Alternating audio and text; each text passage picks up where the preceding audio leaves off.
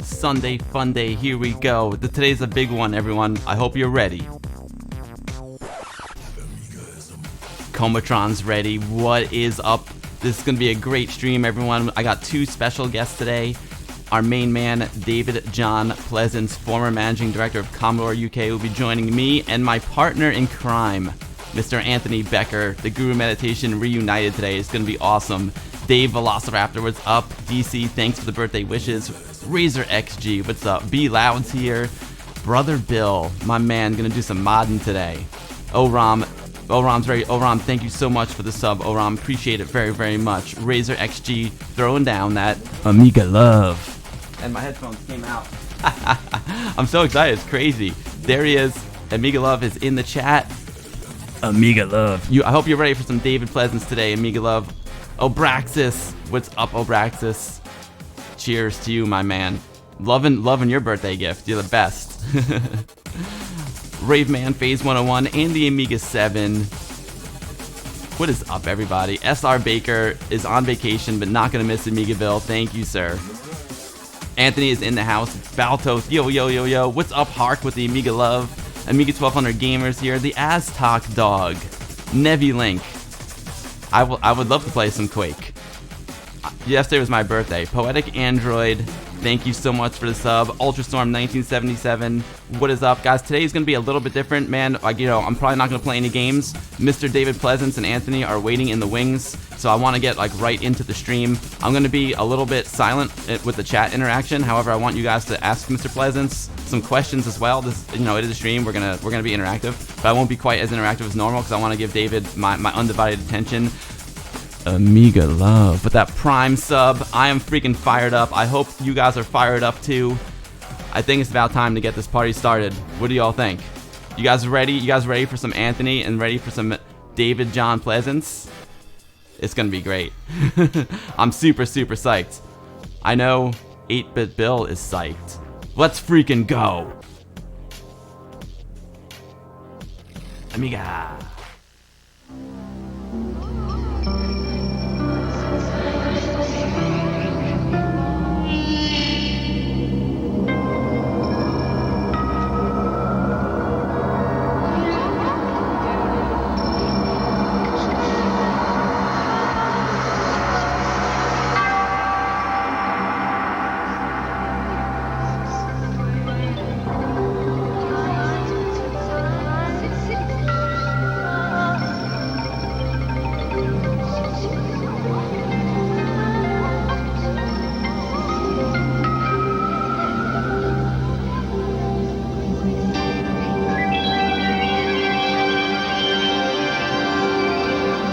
Experience the mind unbounded. Amiga, the first personal computer that gives you a creative edge.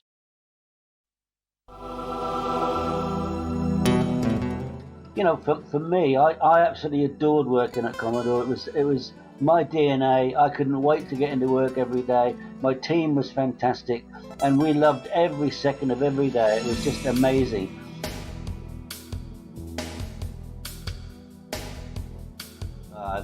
It was terrific. When you're seeing people coming around like scavengers bidding for things, well, I'll give you £5 for that table and £2 for this and all of that. It was horrible, really.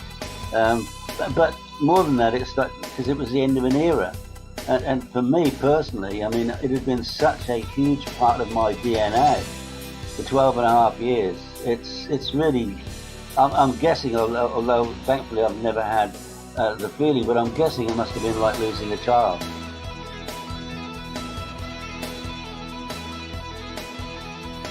They were probably the largest, or second largest PC manufacturer in Europe, and they bought out the Silica stores in the UK. I think they bought 100 odd stores. And Rumbelows, yeah. Well, they produced this thing called the Walker.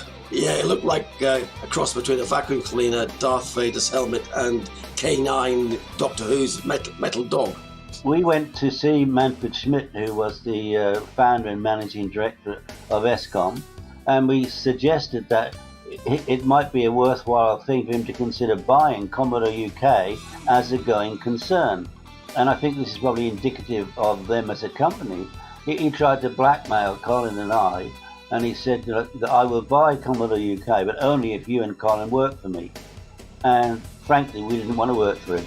And then he said, well, in that case, then he said, you'll have to go back and tell all your employees that they're out of a job because you turned me down. There is a massive need for in our community is to find out what has happened since ESCOM bought the assets from Commodore in the auction in New York, which I was actually at. What happened, how ESCOM basically screwed things up. I would say people had real, genuine plans to rebuild the Amiga platform, and some were definitely hoaxes, but the vast majority of people spent a lot of time, money, and effort trying to recreate the Amiga dream. And I always, when I say Amiga dream, it always sounds a bit strange, but it really was. If you're an Amigan today, dating back to the 80s and 90s, I mean, it was a fantastic time for computing. In my opinion, it's the most significant technology I've seen since Commodore. The story that Dave and I are going to tell about the post-Commodore. Yeah, all right, there's lots of lows, but there are many highs. But actually, how it actually survived and continues to today in all its various, and I say wonderful forms. And let's celebrate the wonderful forms. It was a mess. It was definitely court cases and what have you. But through all of that, we've come up with some incredible developments. So I've called the book From Vultures to Vampires, 25 years of copyright chaos and technological triumph.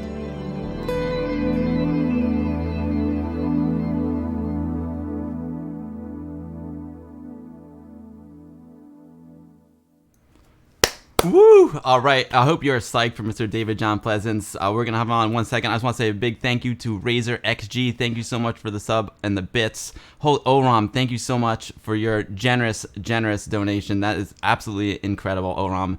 Thank you, sir. Thank you very much. Sin Lao, thank you for the host.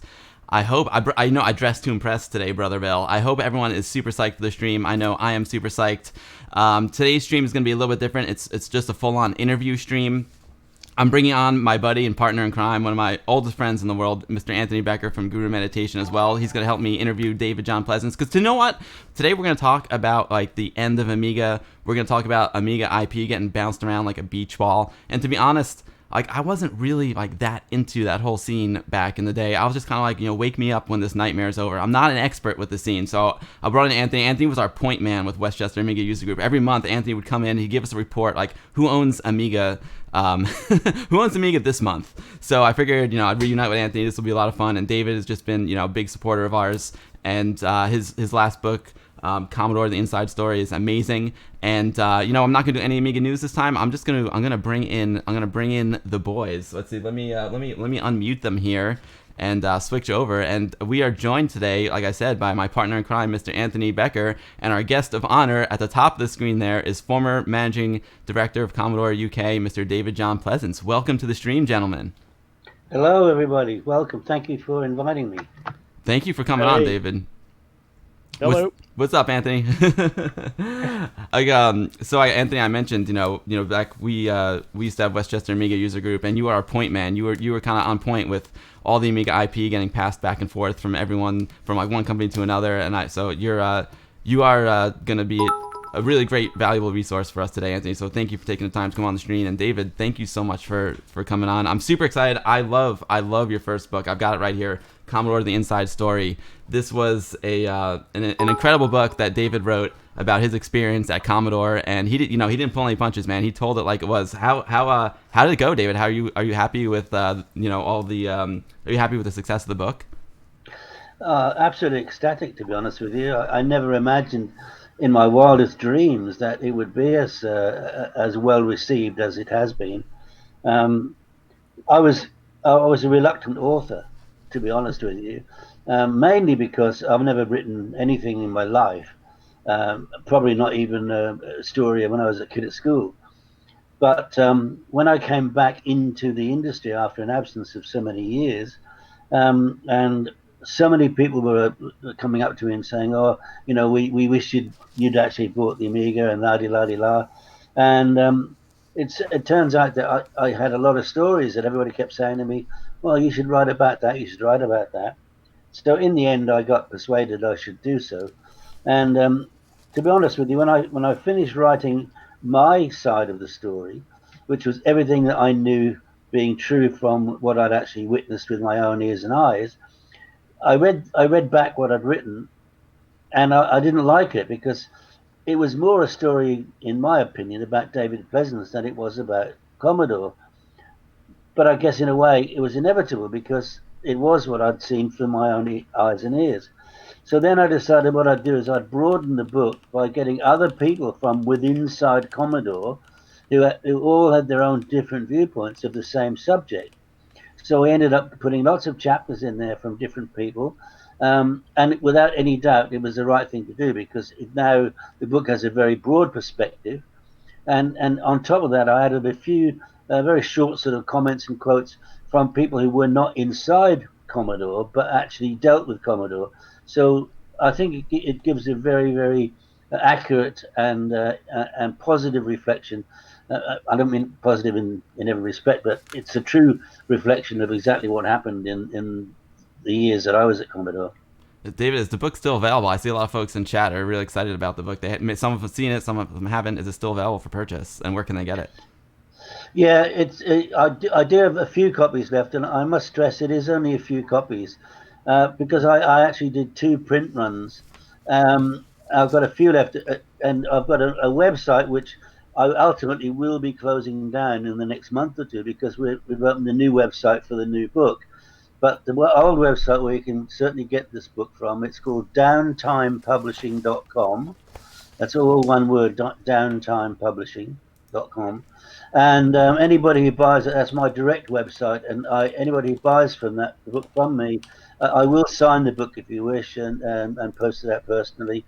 Um, and all I can tell you is that I've only had one person complain about the book, and I'm quite certain from reading this person's complaint that he never read the book. Everybody else has loved it, so I think you'll find it's a very good read. It's 368 pages, 90,000 words, lots of pictures, and I think if you are a fan of Commodore and/or Amiga, then this is something that you probably should have on your shelf. I was going to say, I would hope that wasn't what you thought about what I wrote you about your book. No. It's just one person that will remain unnamed, unnamed and unshamed. But no, honestly, I've got lots and lots and lots of fantastic reviews of the book, and in fact, a lot of people said to me, "When's the next book coming?" So it wasn't until Friday that we actually announced the Kickstarter, because I had kept it secret deliberately, because I think I like these kind of things to be announced suddenly and then better attracts people's interest. Yeah, unexpected, undetected, right? Guys, we have a command in chat, !book, that will bring you to David's Kickstarter where you can back his book. The new book is called, I can't wait, this is great. It's called From Vultures to Vampires, 25 Years of Copyright Chaos and Technology Triumphs. So !book in the chat, guys. I also have a timer dropping where you can back David's Kickstarter. It's a quality Kickstarter. You know what, David? I guess the book picks up kind of where Commodore: The Inside Story left off in a way, because in the book Commodore: The Inside Story, you kind of leave off with. We should get into the story a little bit deeper, but you trying to get the rights to Commodore, you lost it to SCOM, and then you were very discouraged and left the scene entirely. And it seems like this new book kind of picks up where that one left off. Yes, it's absolutely the truth. As I said earlier, I didn't really understand that I had enough of my experiences to write a book about. But as I just explained, I think I did good justice to the book, bringing us up to where Commodore the assets were actually sold. And then, of course, after that, I had in my mind absolutely nothing else to say, because I'd been out of the industry for all of those years. I came back and I told my story, end of story. However, since I've been back in the industry, which was really August of 2015, where I was a guest speaker at the Amiga 30 event in Amsterdam, um, so many people now that I've met, and I've made a big point of visiting as many events around the world as I possibly can, to meet people in person. And so many people have told me stories about what's happened since, and so on and so forth. And then so not that long ago, I suddenly realized that actually there is a really big story here that is actually waiting to be told, because a lot of what was being reported was just fragments of information, and yet the truth of the matter is that it the Commodore assets, were bandied around, um, and people were trying to scavenge what they could, and rip pieces from the core of Commodore and Amiga, but getting pieces that they wanted to have, a TM or an IP or a logo or what have you, and it was really it was a really minefield, and a lot of people that were trying to develop new technology were completely discouraged, because if they produced something, before they knew it, they got a cease and desist order coming through the door, or they were threatened with lawsuits, and there were plenty of lawsuits, and some are still current, some are still going on today, which is incredible. Um, so it just dawned on me that this is a story that I think our community, which is an amazing community, let's be honest about it, and it's a growing community every single day as more and more people getting involved. They've badgered me to find out about what's happening. So I have now started the research for that. Well, David, I think it's an important time to mention that you aren't the sole author of this book. You have a co-author, and your co-author is, I think, one of the most important people in the Amiga community and one of the biggest Amiga fans I've ever met in my life. Do you want to tell us a little bit about your partner in crime? Yeah, it's Trevor Dickinson, who I met at the Amiga 30 event in Amsterdam, and it was an amazing. We just hit it off instantly. You know how sometimes that happens. It's probably the same as you and Anthony. You meet somebody and you know immediately that you share a DNA. There's something there, and we just hit it off entirely. Now, I never imagined that I'd be in a position to actually write a book with Trevor. What happened is that once I decided that I was going to delve into the deep and dark past and find out what happened, I wanted to contact all the people that play a part, a significant role in the last 25 years. Anybody who had anything to do, for example, with ESCOM, or to do with Amiga Technologies or Pios, or any of these companies that one after another, or individuals that one after another tried to get hold of, tried to do certain things, or did get hold of and then got rid of quickly. I contacted every single one of them. Well, most of them. I've still got a few yet to contact, and saying to them, I'm writing a book about this. Would you be prepared for me to interview you about what happened all those years ago, in most cases, and tell the truth? Because what I write in my books is always the truth. I won't bend. I won't change a story. You tell me what it is, and I'm going to print what it is, whether it's good or it's bad. And possibly I might get you videoed at the same time. Every single person that I've contacted, surprisingly, said yes. And I'm surprised about it, because some of these people do not come out very well, but they've said yes. Anyway, one of those people I contacted was, of course, Trevor, because he's on technologies, and he's been involved with Amiga and subsequent companies all along.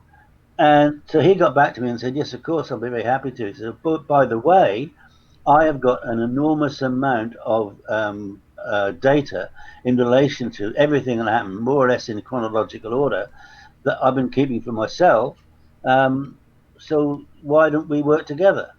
And he said, let's co-author. And I thought, well, this is a fantastic opportunity, because he's done all the donkey work from the times when it happened, as it happened, and I'm now reaching out to people currently and getting their opinions from their viewpoint today. So if we add the two together, we take Trevor's his data, and then at the end of what he's written about something, I will then add to it. Well, by the way, that person said this today and that today, and bringing it right up to date gives you a completely good overall perspective of what happened. So it was an absolutely natural thing to do, and I'm thrilled to bits because it's made my job easier. I think it's a great partnership, and it's kind of like, Anthony's partnership and mine. I'm the video guy, and Anthony is the computer expert, so we make a good team together. So that's a great partnership there. Wow, I'm super excited about the book, David. Do you I kind of want to. I want to do a few things today, guys. I want David to talk about his time at Commodore. I want to continue talk. I want to talk about the transition period, Commodore's death to this big debacle with the copyrights, and of course, I want to talk more about the new book. David, do you want to kind of take a step back? Do you want to kind of start from the beginning, and we can kind of go in chronological order? And then I think that'll be a good place to start. So, David, do you want to tell us a little bit about when you first joined Commodore? Yeah, I'd love to. It's really. I have to be honest with you. My life has been a roundabout of lots and lots and lots of luck. Most of it good, and some of it not so good. I guess that's similar to most people. But basically, what happened was that I had built a career as a sales. Years and years ago, I was a professional musician. A very different thing from what I'm doing now. I was a professional flamenco guitarist, which is like a little unusual, I guess. But one day, my first wife said to me, "I want you to get a real job, or else," as they do. Anyway, I again a complete and utter fluke. I had no idea. I sat down thinking, "What can I do? What I don't have any skills." I left home when I was 17. I went to Australia on my own, and I just did like any youth. I just did whatever work I could get enough to survive and make sure I had food in my belly and a couple of beers or something. And I didn't have any career at all. So I sat thinking to myself, what on earth am I going to do? Now, I'd come back to the UK from Australia when this all happened. And my father, who when he was alive, he was an electronics engineer. And he had bought, while I was away in Australia, he had bought a small business, which was a little retail shop that used to sell small appliances right up to televisions. He didn't do white goods or anything like that, but he used to do a lot of repair work for color televisions, which had just been released at that time, and they were massively heavy things that and very, very unreliable. I'm sure you guys remember that era, or some of you older ones do. Anyway, my father had been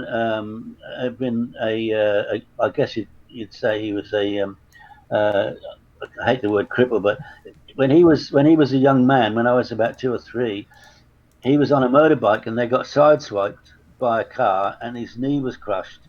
And in those days, they didn't have artificial kneecaps. So from a very young age, he had a leg that did not bend, his left leg.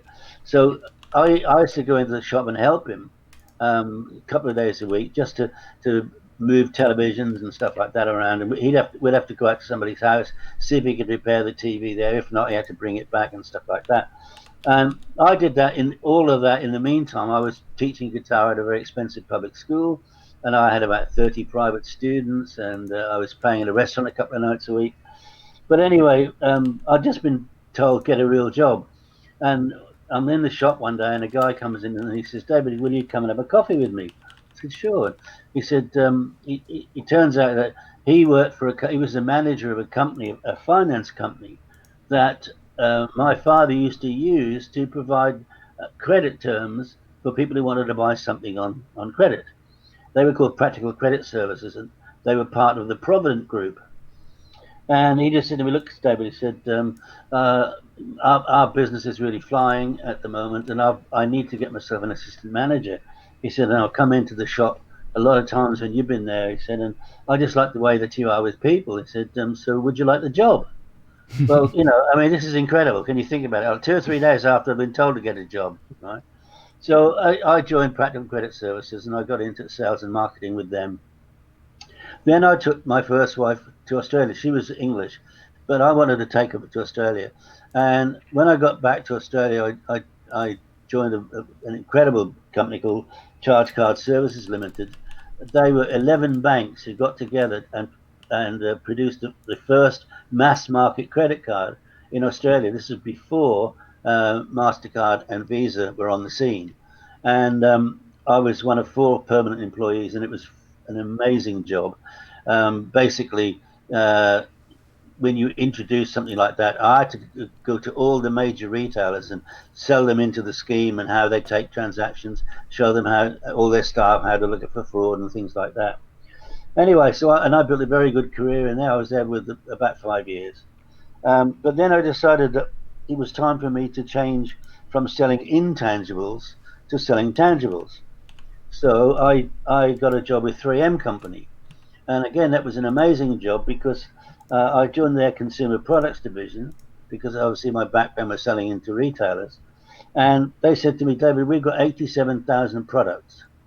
And a lot of them are industrial products, but there are some there that we think could possibly be used as a consumer product. So you are free to find what you can within our product range, come up with a proposal, and if it works, we'll sell them as a consumer product, which you have to admit was an incredible job at the time. And I was there with them for, again, about another 5 years and loved every minute of it. Was really, really good. But one of the things I had to do with them was I had to relaunch their cassette recording tapes. If you remember, Scotch brand tapes were one of the top names. And they were just launching a new product called Metafine, which is a metal particle tape, the first of its kind. And so I did a whole relaunch. I rebranded whole thing. I produced a booklet that we gave away, which was called Scotch Music Tapes, The Truth Comes Out, which is a good strapline. That's what I'm sort of good at, those sort of things. Anyway, what I also did was I did a joint promotions because obviously we were the software of its day with the blank cassette. Then there were the people who made the hardware, the cassette tapes and so on. And then there was a retailer. So what I did was I got together with several of the hardware manufacturers, and then we'd do joint promotions where the 3 entities would share the costs. And it was fantastically successful. The bottom line is that I then got headhunted by Pioneer Electronics, and I was appointed as their Queensland general manager.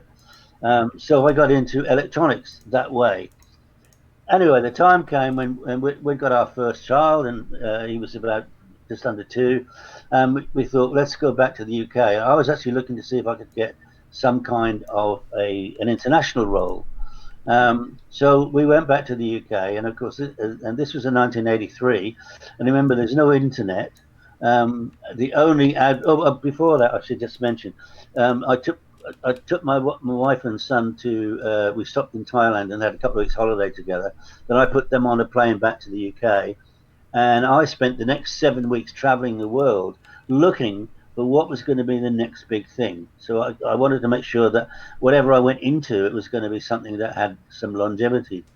And it was during that 7 weeks that I discovered about home computing, and thought, well, I need to get into the computing market, although I knew absolutely nothing at all about computers. So when I got back to the UK, I started scouring. In those days, the adverts were always in the newspapers. On a Thursday, it was full of adverts, and on a Sunday, it was full of adverts. So I'm scouring through the newspapers and looking for anything that had the word computer in it. And then looking at it and then deciding, am I capable of doing this job or not? I wouldn't waste anybody's time. So anyway, I found a couple of jobs that looked interesting. And I got on the phone to this one particular one. And as I remember, I think it was selling computer services.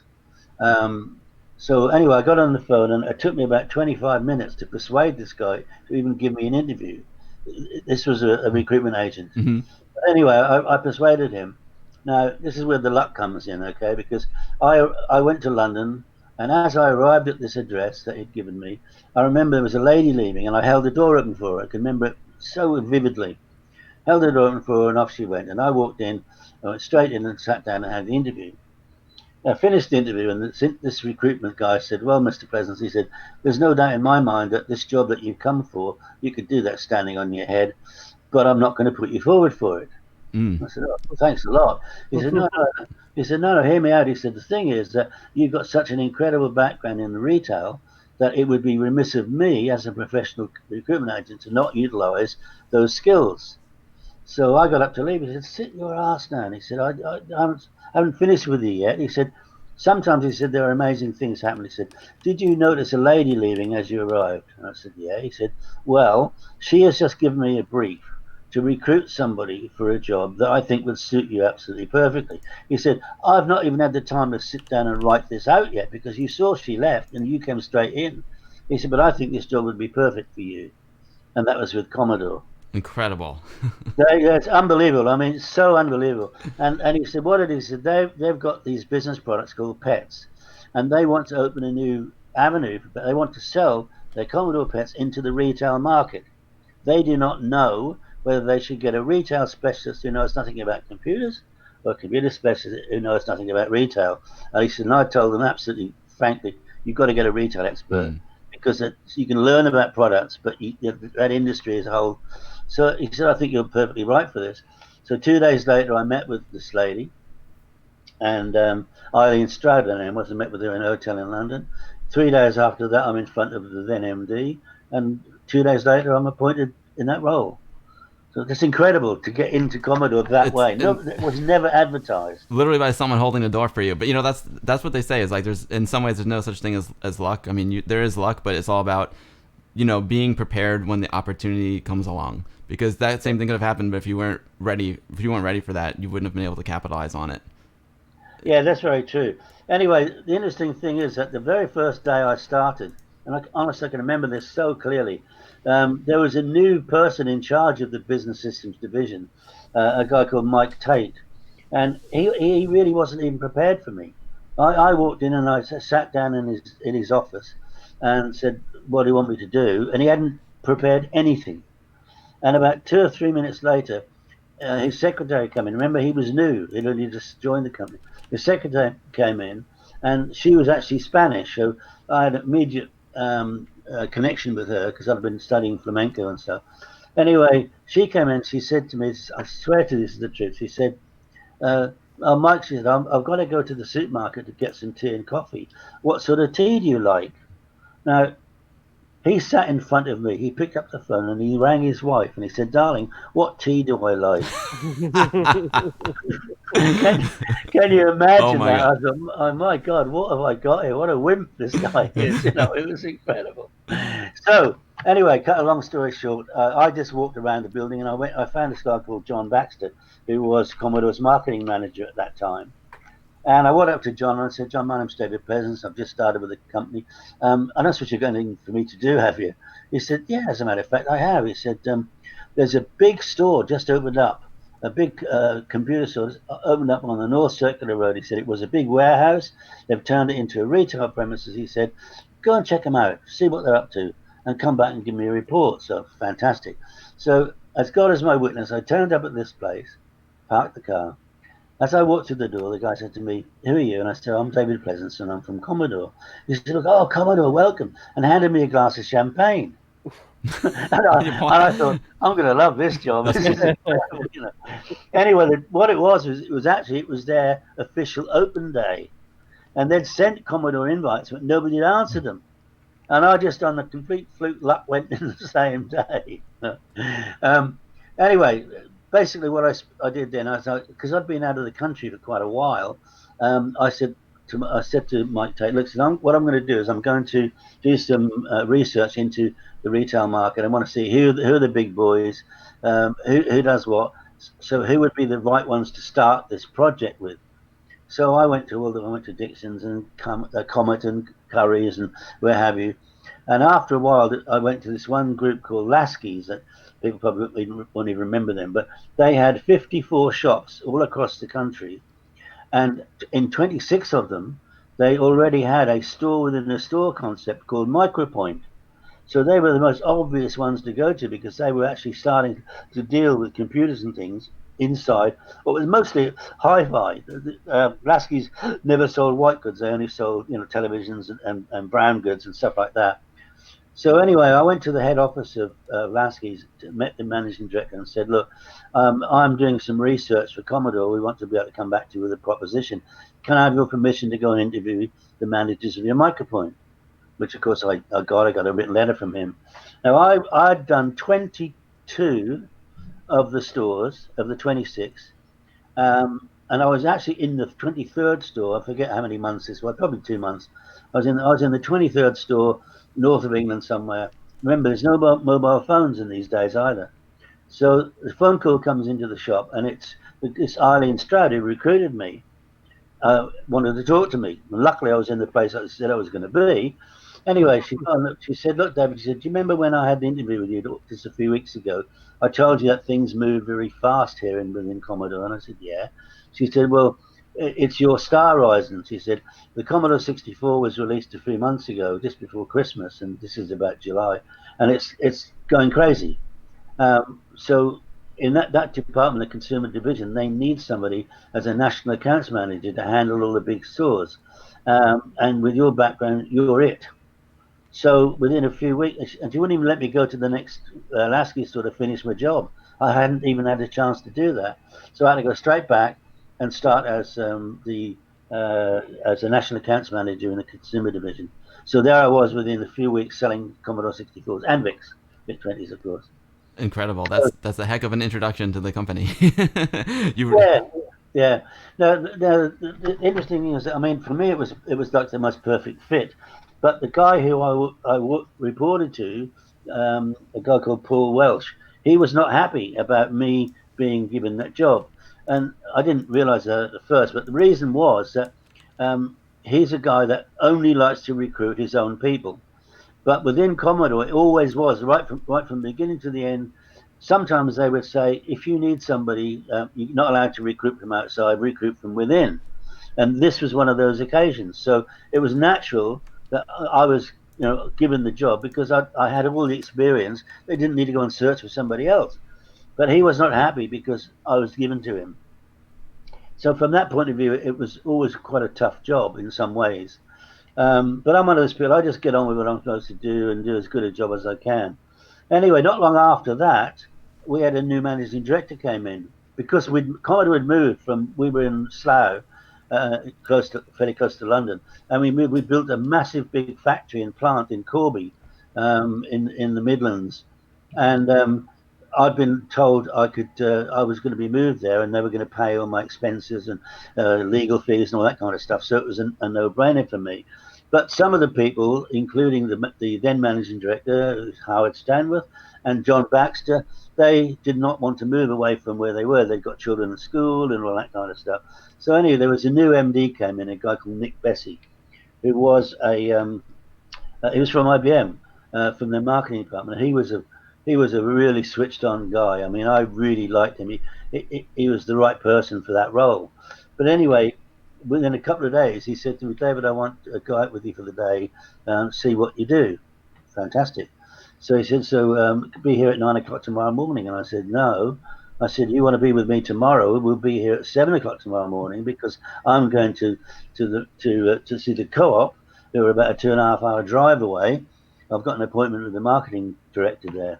So that's what we did. Anyway, on the way he's sitting in my car and he's saying, "All right, what's the lowdown? What's going on? Tell me the truth." And I said, "Well, I can tell you the truth, or I can tell you what I think you want to hear." He said, "No, you tell me the truth." And I said, "Well, the truth of the matter is," I said, "the only problem I've got is my boss." And he said, "Oh, look, everybody says that." I said, No, hear me out." I said, "The problem is that all my customers hate him."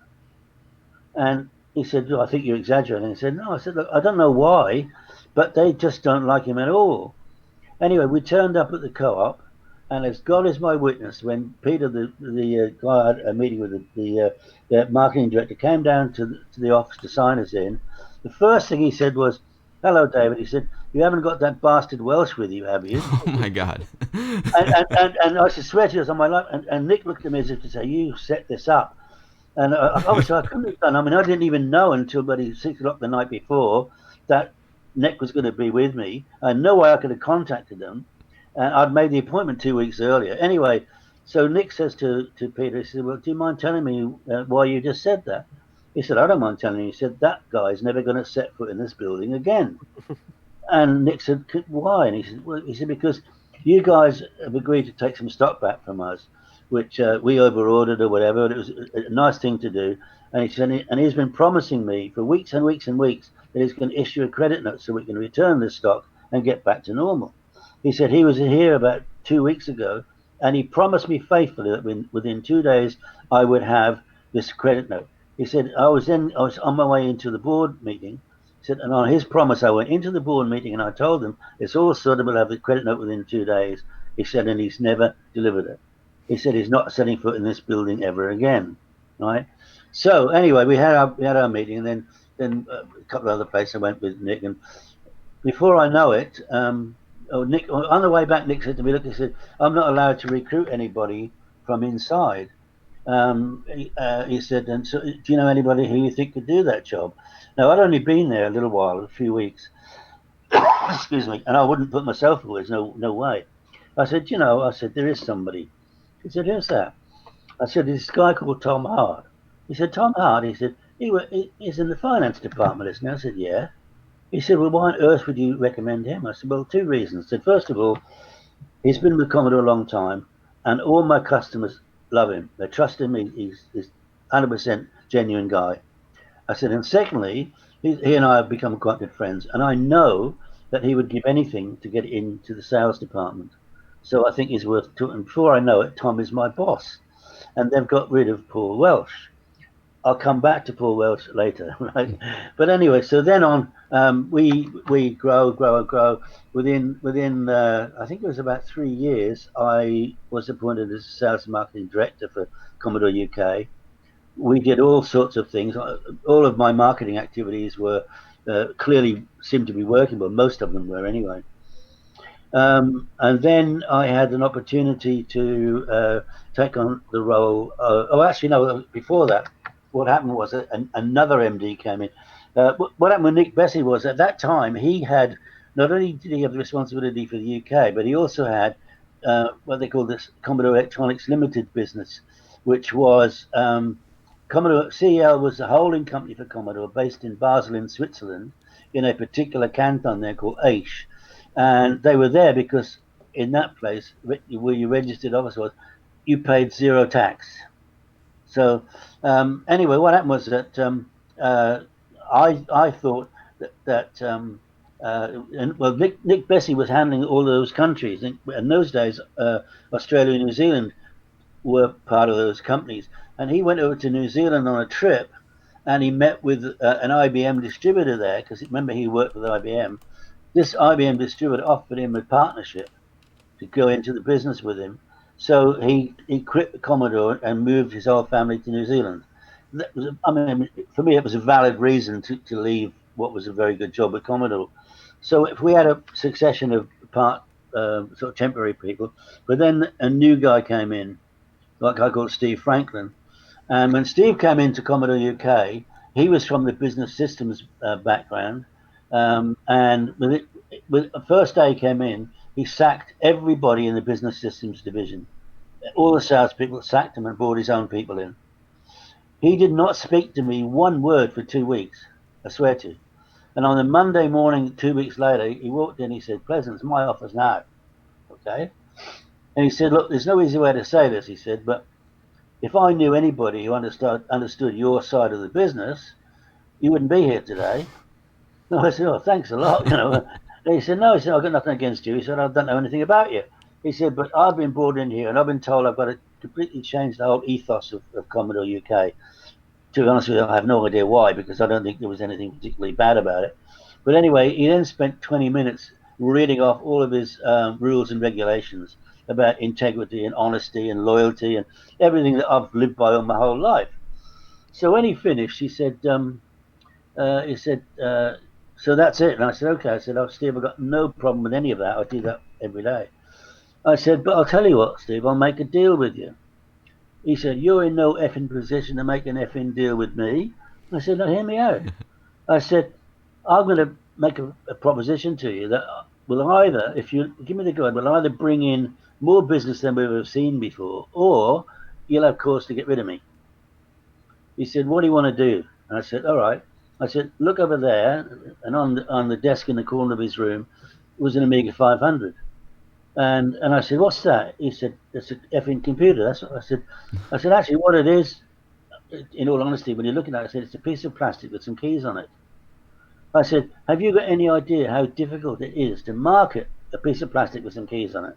Because it doesn't mean anything. It's an inanimate object, and it's, I said, what I want to do, with your permission, is that from now on, we don't sell computers, we sell dreams. Exact my terminology. And they said, what do you mean? And I said, right, what I want to do, I want to put a pack together. I want to, have the best, latest software for games, because that's what the kids want. But in the package, we've got to have productivity software like word processing and art and stuff, so that the parent can justify the expenditure. But that's what we do. Now we sell dreams. And from that came the Batman pack. And I don't know if I'm sure a lot of your audience know about the Batman pack, but how that came about is that I sat down with my team immediately David, after that meeting. can you tell them what the Batman pack is, just for the folks who don't know? Yeah, well, I'll tell you what it is Okay. right now. I sat down with my team and I said, right, what's going to be the next big game? Because I'm a great believer in teamwork. I don't know all the answers, but anyway, we sat down and we thrashed it out, and everybody was in agreement that there was a product that Ocean were about to start to make. They'd just come back. Ocean Software just come back from Hollywood. They'd just paid $1 million for the rights to use the name Batman the movie as a game. So that was $1 million just for the rights. And we all knew that that was going to be huge, because that was going to come out at the same sort of time as the movie. Anyway, so I went to see the guys at Ocean Software, the two joint managing directors, David and John. And I said, right, gentlemen, I said, I'm now going to give you a proposal which you will either have the balls to go for, or you'll send for the men in the white coats to come and drag me away. And they said, what do you want to do? I said, right. I said, your game, Batman the movie. I said, when's it coming out? And they said, September, October. I said, fine. I said, right, first thing I want to put a pack together, and I want to feature your product on the pack. Right? The fact that there is an Amiga inside will be almost incidental, because it's your pack that I want to feature. And I said, so what I need you to do, I said, I want you to give me the game exclusively for 2 months in my pack. You cannot buy that game over the counter for 2 months. Secondly, I only want to commit to 10,000 pieces. And thirdly, I don't want to pay you very much for it. At which point in time they said, send for the men in the white coats, obviously, But anyway, they talked about it amongst themselves. David, we've got 3 concerns. They said, the first concern is that we think our dealers are going to be really upset if we give that to you for 2 months. I said, do you know something? I said, you're right. I said, but if this goes the way I think it's going to be, they're going to be upset for only a couple of days. Because I think if this works, they will be selling lots of £400 product instead of lots of £40 product. I know what I'd prefer to sell as a retailer. Okay, I said, fair enough. They said, we've just done our numbers. They said, we've just paid $1 million. We've estimated it's going to cost us $1 million to make the game.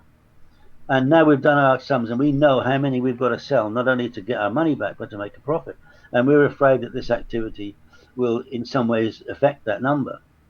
And I said, well, look, put it this way. I've got a much bigger marketing budget than you have, because mine is based on hardware costs. And I said, I'm going to be marketing in line with you guys. I'm going to do everything. So you have a design for your game. We'll follow that design, working in conjunction with your designers so that everything matches. And I said, this is going to be everywhere. And so they said, okay. Anyway, the net result was that they had the balls to go with it. It ended up that I was right, that their dealers were upset for about 48 hours. And then they started to sell a lot of the Batman packs. They actually did 5 times greater number than they'd ever estimated for that game on its own. And I didn't end up taking 10,000 pieces from them. I ended up taking 186,000 pieces, because that's how many Amigas we sold in the 12 weeks to Christmas. That's incredible, Dave. What a story. Do you think the Batman pack is maybe your greatest achievement that you did at Commodore?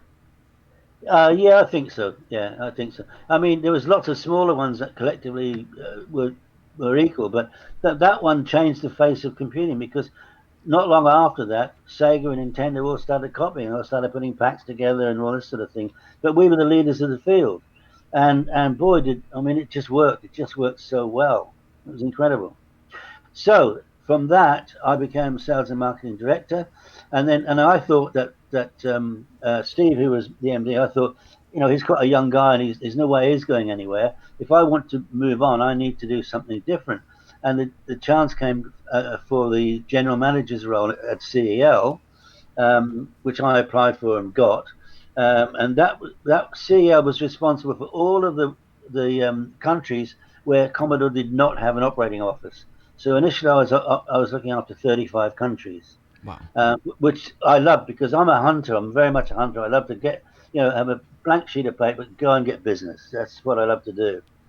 Anyway, I did that for 2 years, and then after that, I've been nagging Mediali to let me get into America because US sales were terrible, as I'm sure you guys all live over there. Yes.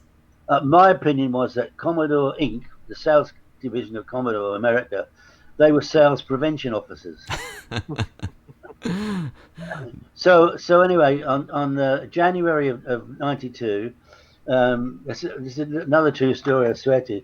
I was in Frankfurt at a general managers meeting with Mediali, and about 12 o'clock midday, the meeting finished, and everybody was leaving. And he said, "Pleasance, come back here." He said, "Today I'm going to grant you your wish."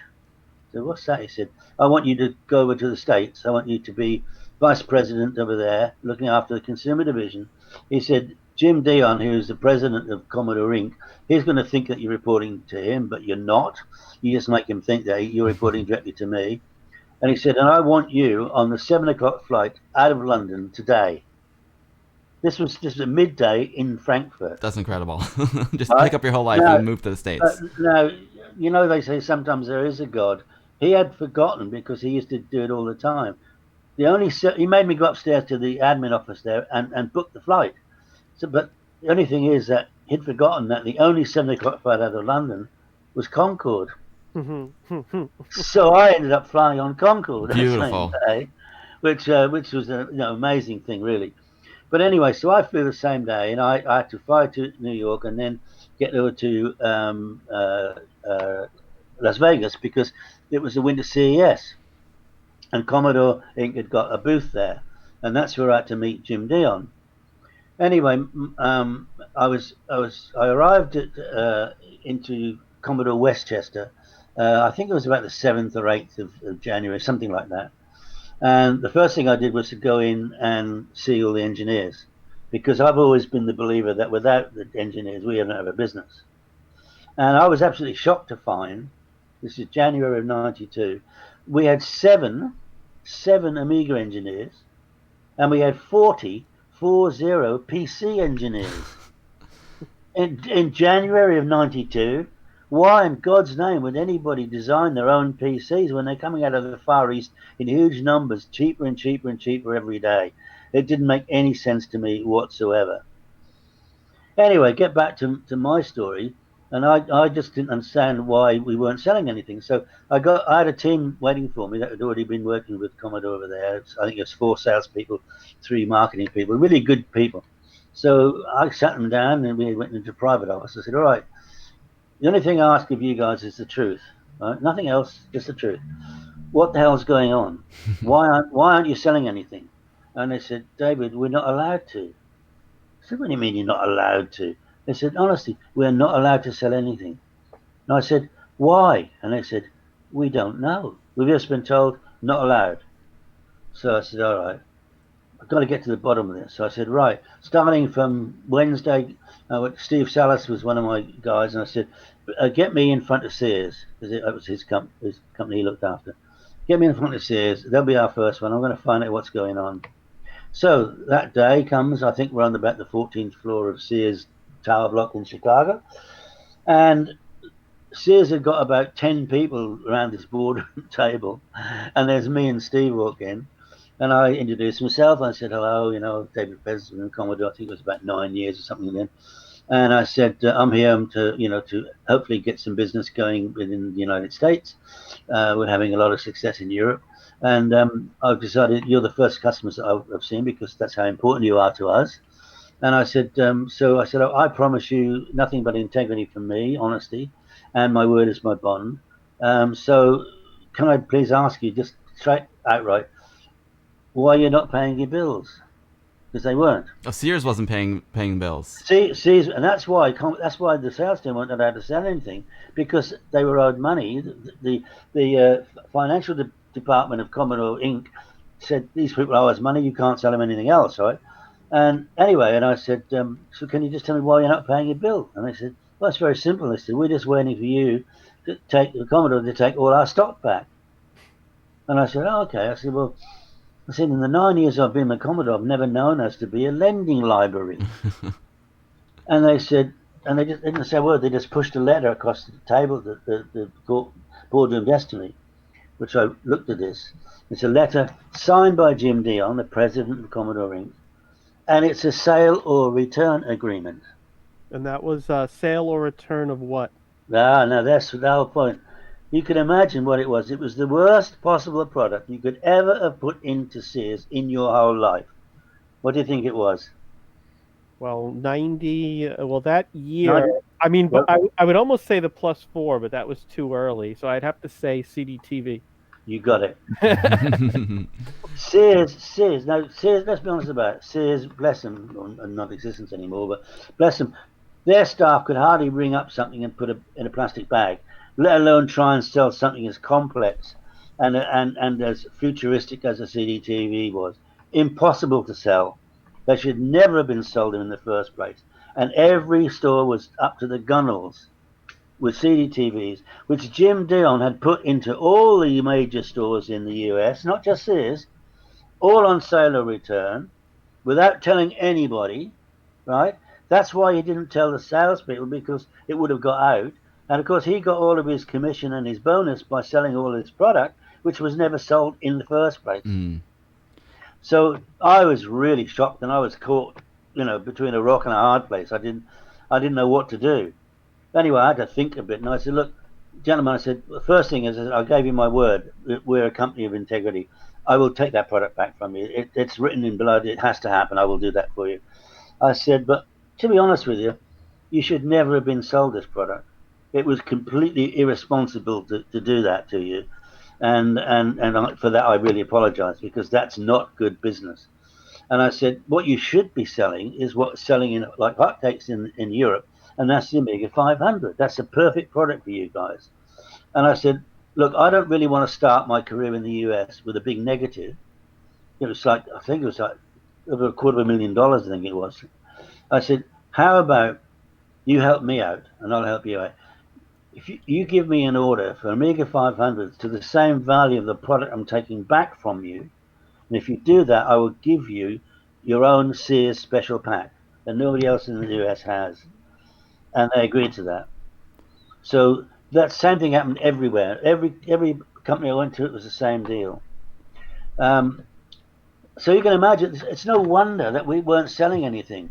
They'd gone all the channels with stuff that nobody could sell. And but Jim Dion, being the person that he was, he hadn't told his boss. He'd just taken his money and his commission and stuff.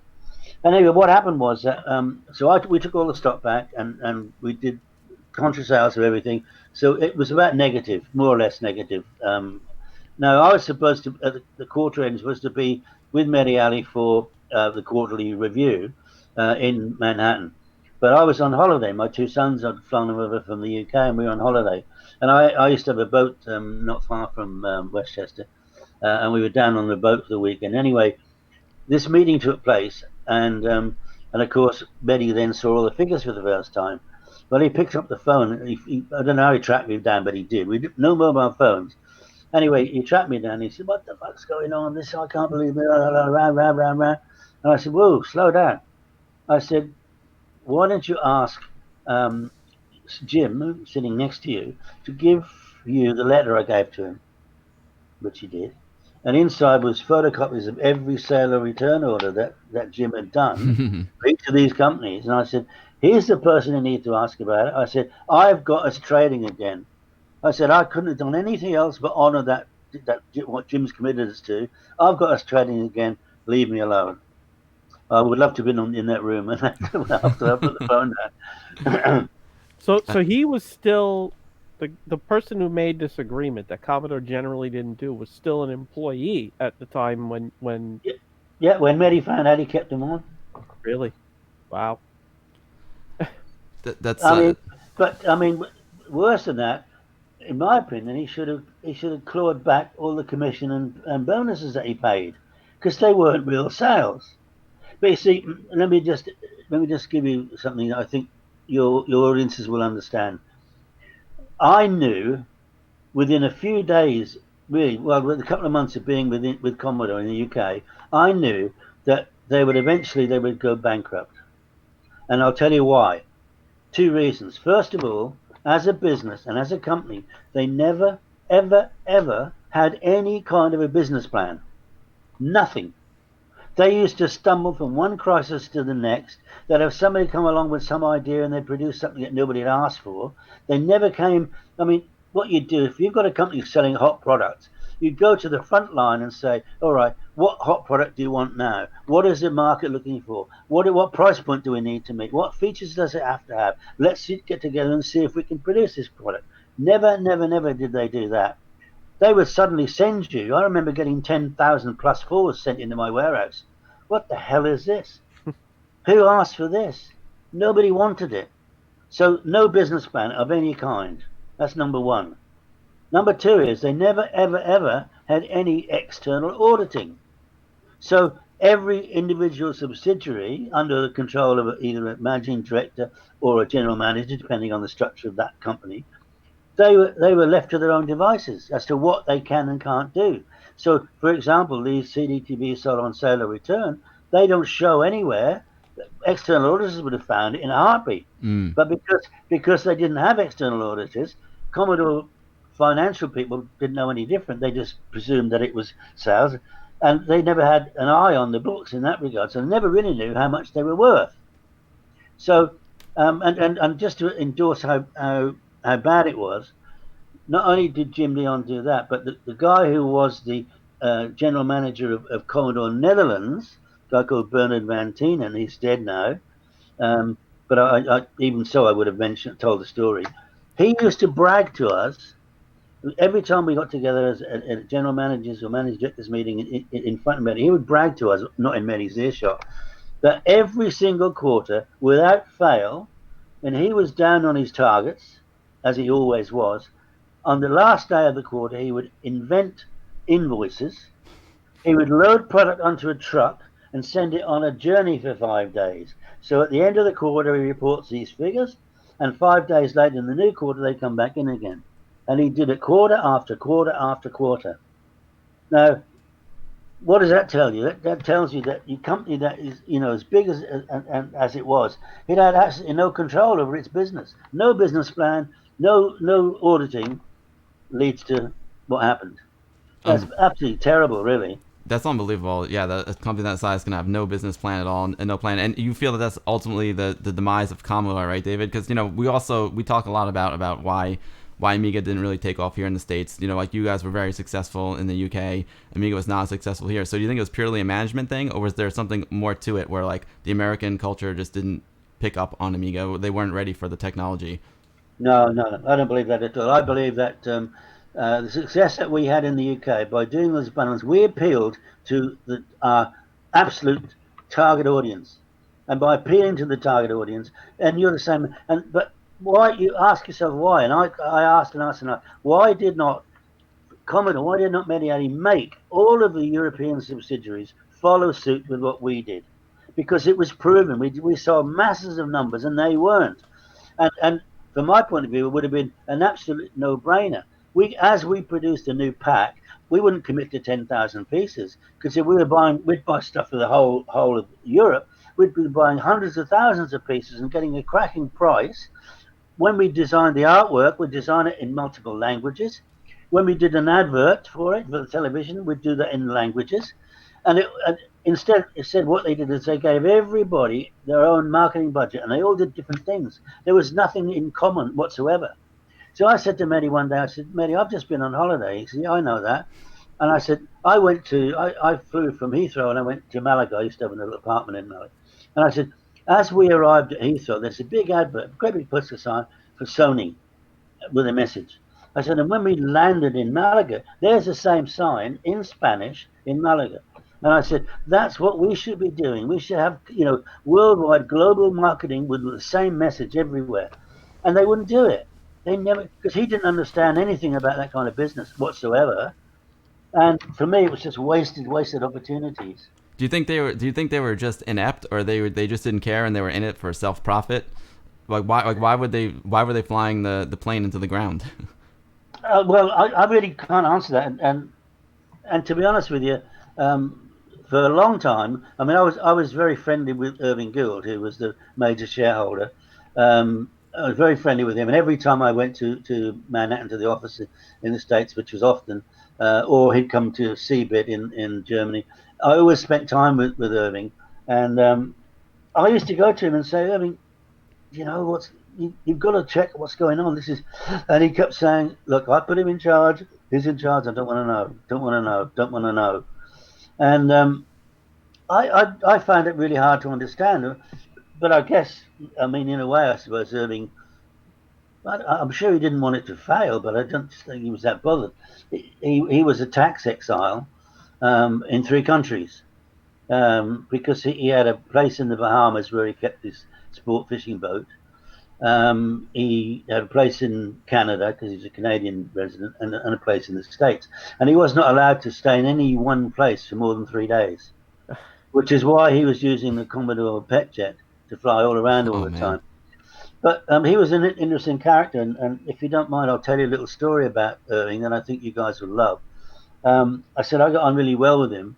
And one day I sat in front of him and I said, Irving, I know this is very impertinent, and if you don't want to tell me that, I understand. I said, but I'd love to know, how did you make your fortune?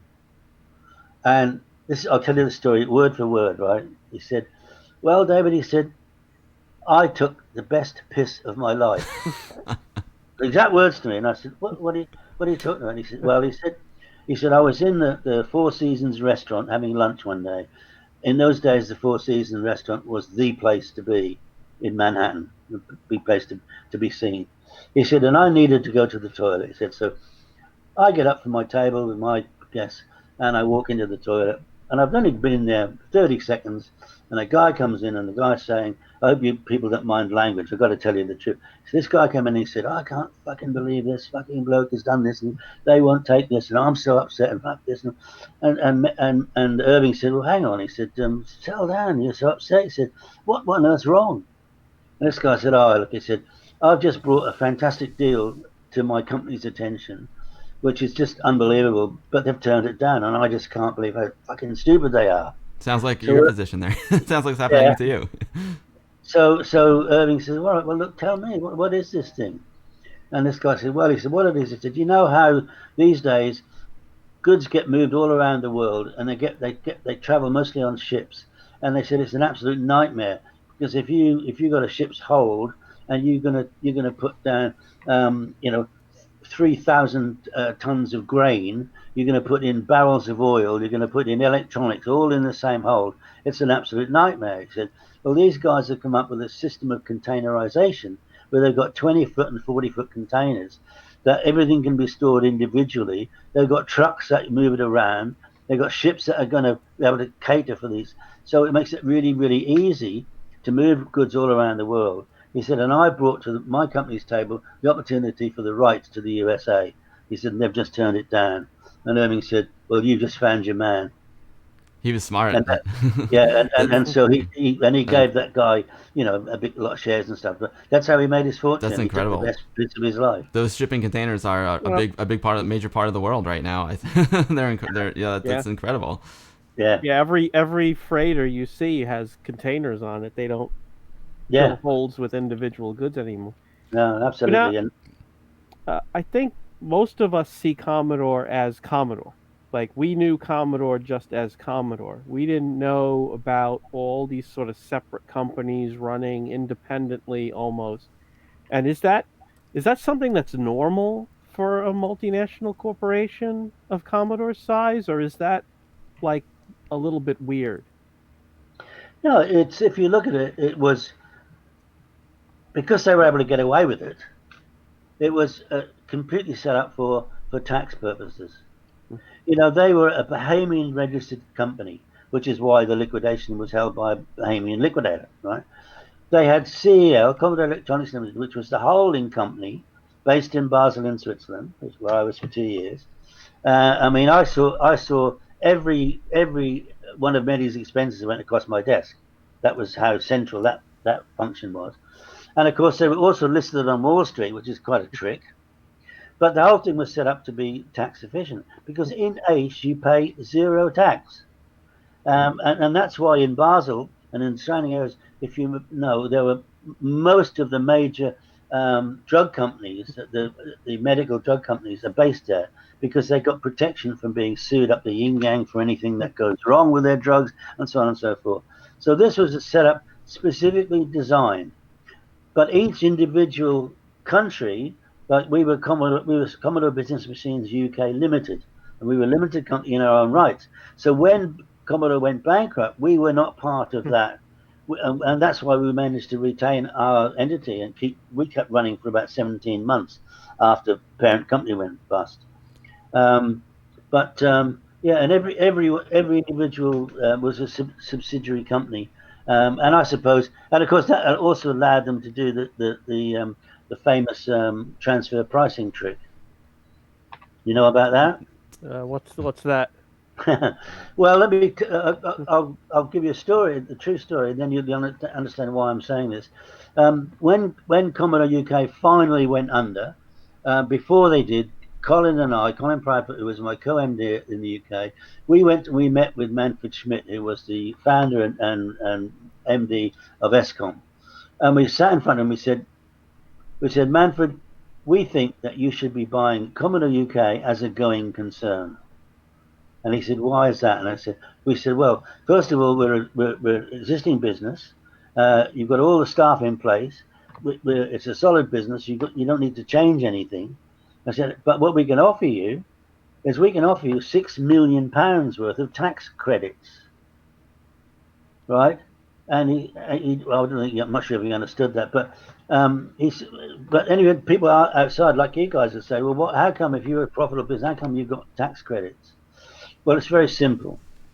The way that Commodore used to operate with all of the subsidiaries, and these aren't figures that are necessarily right, but just as an example, let's say Commodore UK would buy from Commodore International an Amiga 500, and let's say we paid our parent company $200 for it, right? We would then have to warrant that product. We'd have to market it. We'd have to make sure that there was VAT paid. We had to make sure there was dealer margin in it, right? And so let's say we sold it for $400, and we would make a profit. But if suddenly we're making a profit so much that we start to have to pay tax to the UK because we're making a profit, suddenly they'd change the transfer price. So it wouldn't be $200 we're paying; it would be $400. So the $200 profit was going directly to the corporation and not to us. But we would be losing money on every one we sold, on paper.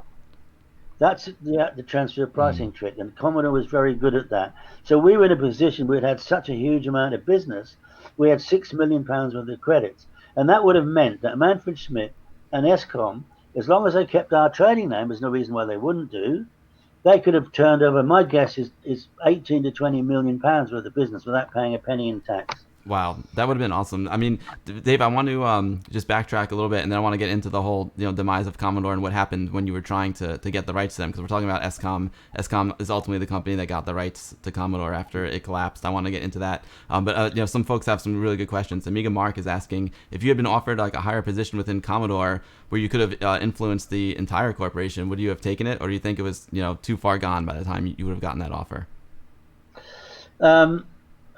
No. I mean, the problem is that the man who controlled Commodore and was in control of its demise was Mehdi Ali, and he was ignorant, and he did not want to learn, and he hated being shown up by somebody giving him a better idea than he had.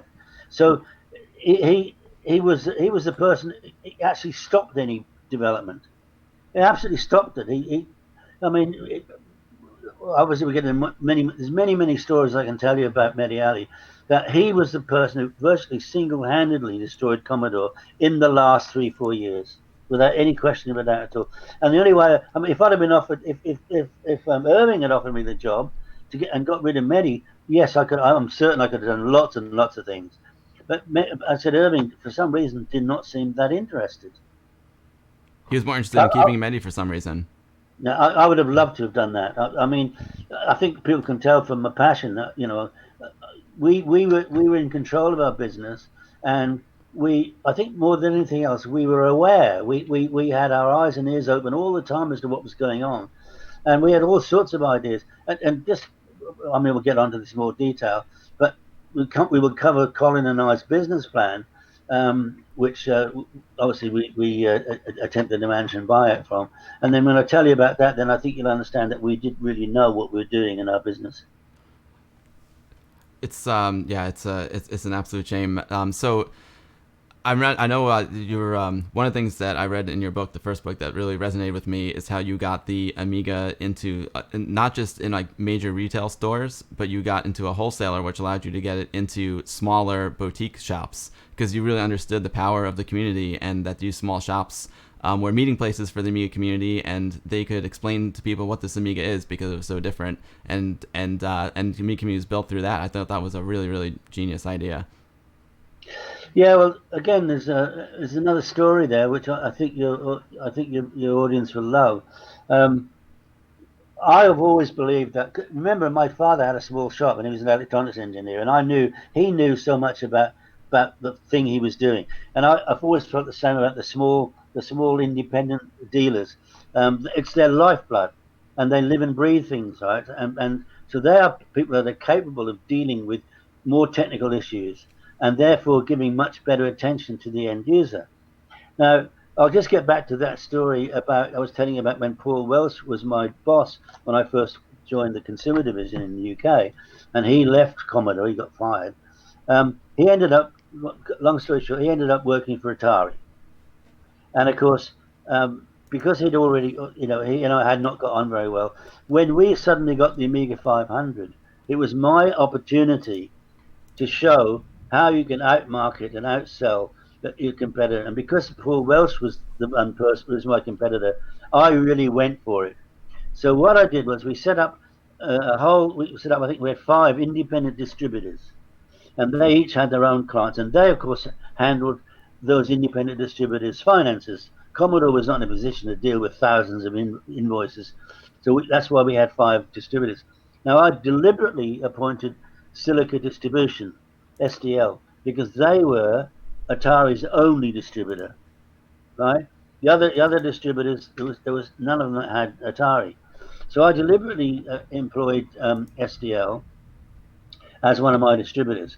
And so when we actually launched the 500, what we did was I put together a marketing promotion based completely and only around the independent dealers. So I went to each of the 5 distributors and said, right, I give you a certain amount of money for a promotion each year.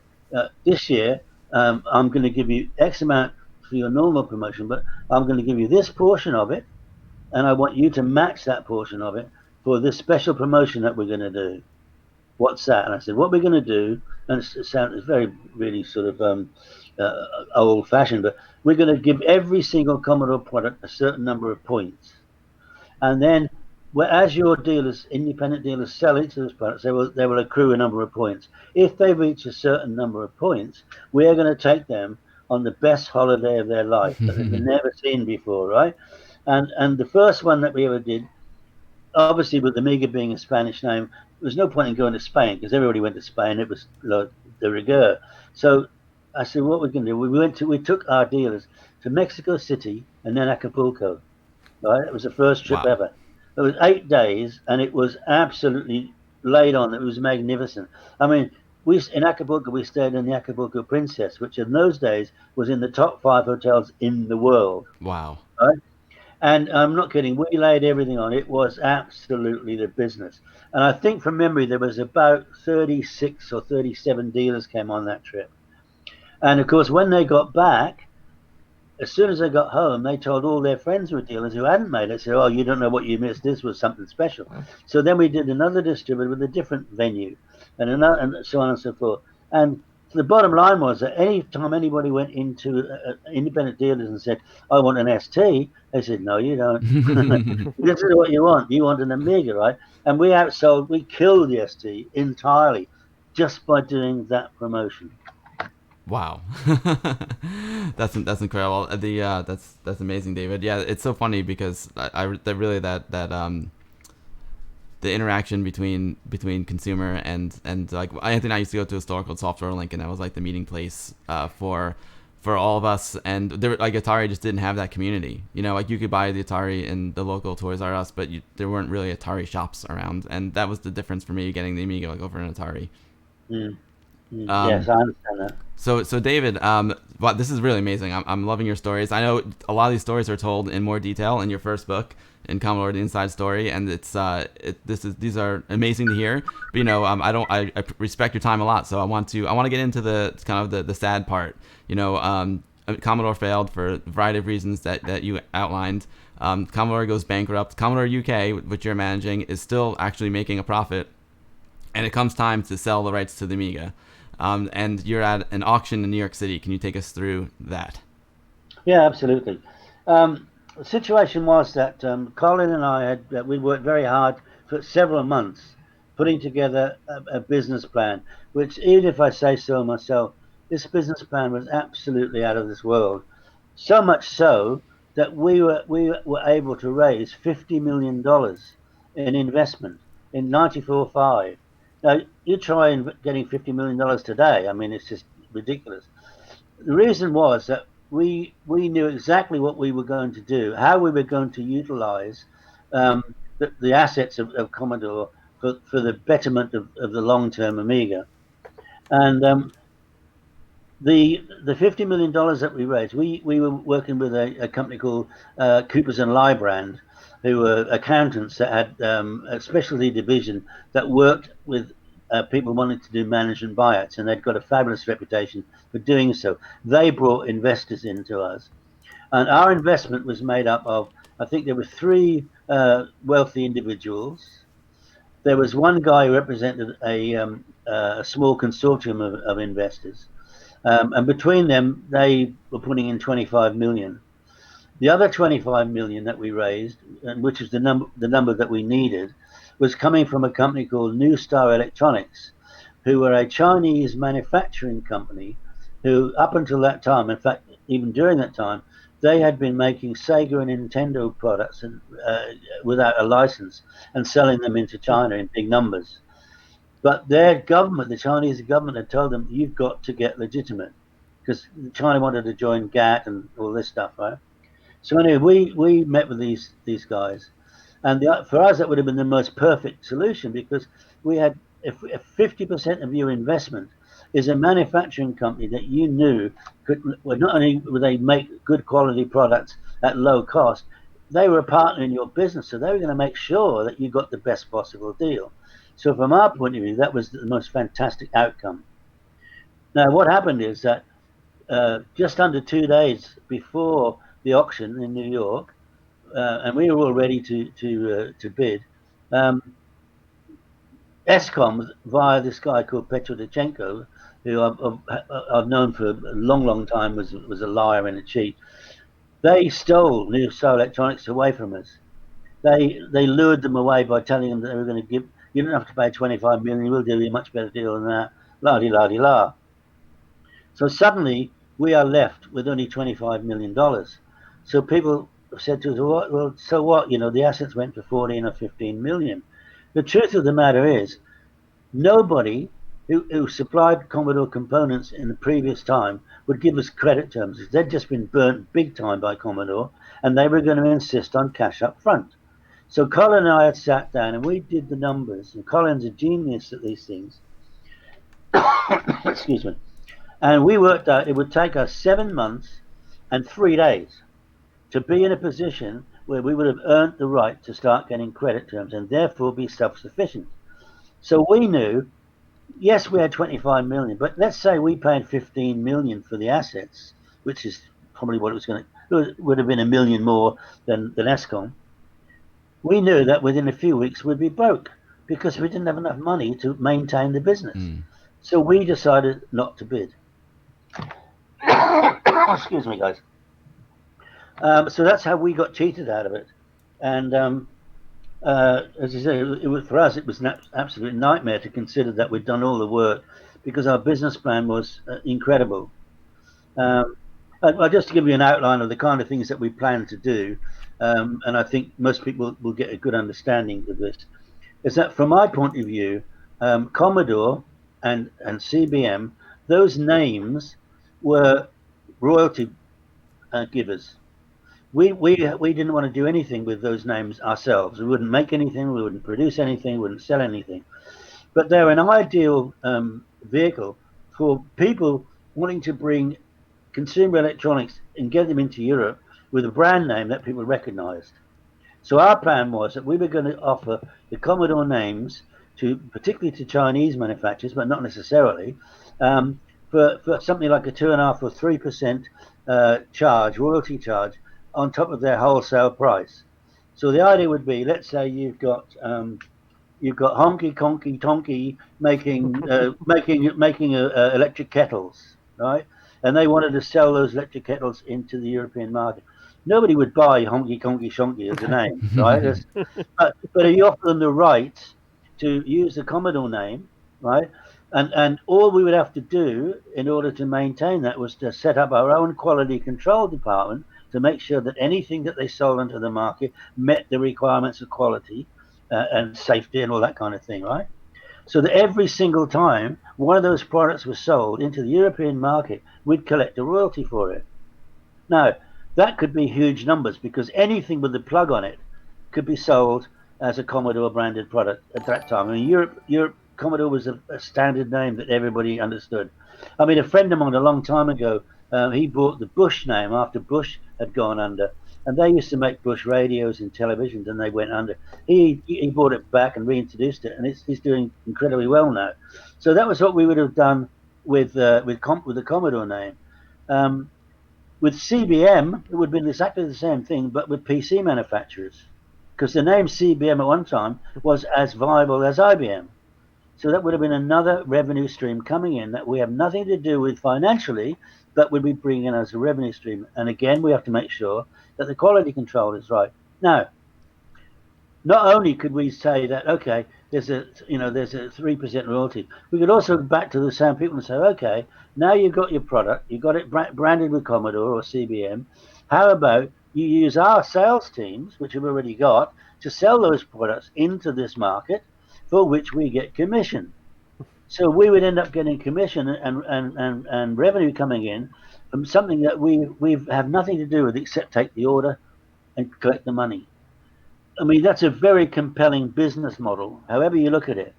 As far as the Amiga was concerned, we would do that, but only with things like clothing, fashion clothing, because Amiga was a good name for that, and we would do the same thing royalty-wise with them. But our plan then was, so we have nothing to do with manufacturing anything other than Amiga, okay? Now, we also knew that Amiga had a limited lifespan in the classic vein. So what we did, we went to a German company that we met with, and we had designed a special tower case that was designed to our specifications. And the idea was that through these independent retailers who we have so much regard for, we were going to offer an upgrade service. So that if you had a 500 and you'd got an external drive or whatever, but you wanted to upgrade, you could go and get one of these tower cases, and then they'd take your motherboard and they'd reuse that. You would buy another motherboard, 1200 or 1000 or 2000 or whatever it was, and then you would build up your computer and you would let it grow with you as and when you could. Now, in order to support that, we were going to make PCBs available on their own. Okay. Now we call this whole program Amiga Infinity, and that would have given us a longevity for quite some time. We also planned to produce an Amiga on a PC card, and a PC card to go into Amiga, because those are things which there was a need, an opportunity for. In the meantime, we were going to be taking the new technology, which ESCOM had completely ignored in their stupidity, which was the project they called codenamed Ombre, and we're going to develop that product into a brand new Amiga line, which would not be backwards compatible because it was so far advanced it couldn't be. And you don't want to hang on to the tail, the tails of your old technology forever. So we were going to develop a new product range based around the Ombre chipset. So that was basically our business plan, and it brought in a huge amount of revenue. I don't know what your audience think of that, but can you see why people were quite keen to invest in us? Absolutely, absolutely. So, where was a lot of people talk about, what Amiga could have been, like what if Commodore didn't fail? Do you think Ombre was one of the points forward into the future of Amiga, and what exactly was Ombre? What did we never get to see? Right. I do believe that Ombre definitely would have been successful because, in my opinion, it's the best technology I've ever seen, and I've not seen anything today that comes close to what this could do. Basically, I was shown by Dr. Ed Hepler, who's the guy who actually designed the whole concept. And I met him, actually, Bill, you don't remember when you and Anthony, we met in Philadelphia? He was there. Ed Hepler was there. Yeah. And he absolutely was distraught. He was a destroyed man because he thought this product was so good, but it had been ignored. And so. But anyway, basically, what Ombre was, he took a basic HP RISC core, to which they added a 3D rendering engine, a chunky planar, blitter. It had 5.1 surround sound stereo built in, which was the state of the art in '94. And I'm not kidding, it was absolutely sensational what it could do. Absolutely sensational. And, the ESCOM boys, they didn't even look at it. And, they let everybody go. They didn't retain anybody from the Amiga team. What does that tell you about what their intentions were with Amiga? I mean, I never understood it because I honestly believe what they really wanted, what they needed, and what could have done a lot with was the Commodore and the CVM names. But anything to do with the Amiga, which was really, it was not even part of their DNA. But they just out of spite, they just wouldn't. And we said, let's buy it on its own, but they wouldn't sell us. But I don't think did ESCOM actually even do anything with the Commodore name? Because I recall Tulip coming out with Commodore stuff. I don't know if that was after. I mean, I know. So ESCOM buys bankrupt Commodore in '95, and then in '96 goes bankrupt. Mm-hmm. And all they manage to do is make an Amiga corporation that sells 1200s and 4000s. The 4000T, right? Yeah, the tower. Yeah. And they do nothing with the Commodore name as far as I could tell, except kind of sell it to Tulip, who was going to make PCs with the Commodore name, or that was after ESCOM went under. That's where I'm hazy. I don't remember if that was part of. And David, is this kind of the topics where your new book picks up? Yeah, I was going to say that's where the new book comes in, right? Mm-hmm. We picked the new book up. It starts from the actual auction day where I was physically at in New York, and I was physically being sick because we knew we had to phone our people in the UK who stalwartly stood by us for months and months, and just say, guys, we can't even bid, and that was heartbreaking. I didn't actually do that. Colin and I tossed a coin for it, and I won, and Colin had to go and tell the staff, which was an awful thing to do. But no, that's where we get into the realms of the new book, because I'm charting what happened, time after each particular one. But what I can say is that I do understand from a little bit of research I've got that ESCOM actually did produce some PCs with CBM on them. But my thought about what they were going to do, which I thought would have been a good idea, was to keep the ESCOM name as their low-end PC, and then put CBM out as a higher end with a higher spec, and therefore you get more margin on it. I don't think they had enough time to do any of that. The simple reason is they had 1 year, and then they went out of business. Yeah. Well, I mean, what they did was they overstretched themselves because they didn't know. First of all, I question even why in '95. Why would you manufacture your own PCs in '95? It doesn't make any sense. They should have been buying them and badging them. But then they had to make their mind: are they a manufacturer, or are they a distributor, a wholesale distributor of their own badge product, or are they a retailer? they bought the whole chain of retail shops. They bought the Silica SDL shops, and they bought the old Rumbelow shops. I think something like 150 stores in total. And if you don't know what you are, it gets back to the whole thing about not having a business plan. So they overreached themselves. And then I think what they saw that they had a chance to get something out of the Amiga, so they set up Amiga Technologies, and for a while were funding Amiga Technologies, but it was being run by Petr Tachenko, who is a buffoon, and no wonder that that didn't go very well.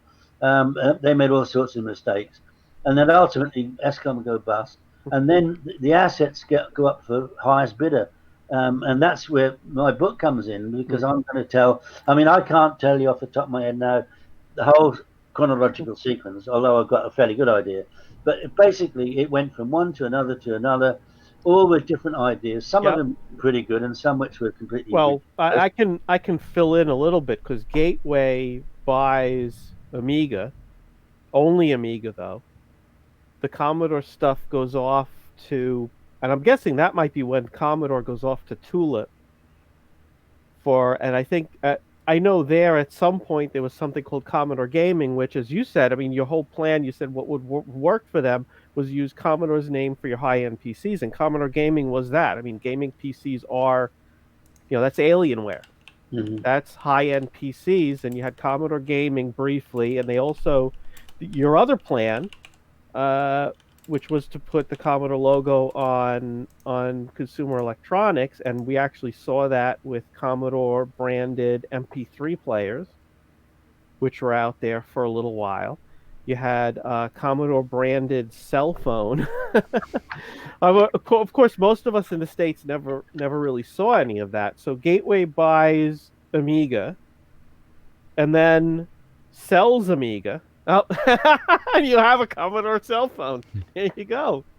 Yeah, I've we never seen never one. saw any of that in the States. I have a few of the MP3 players that I managed to pick up.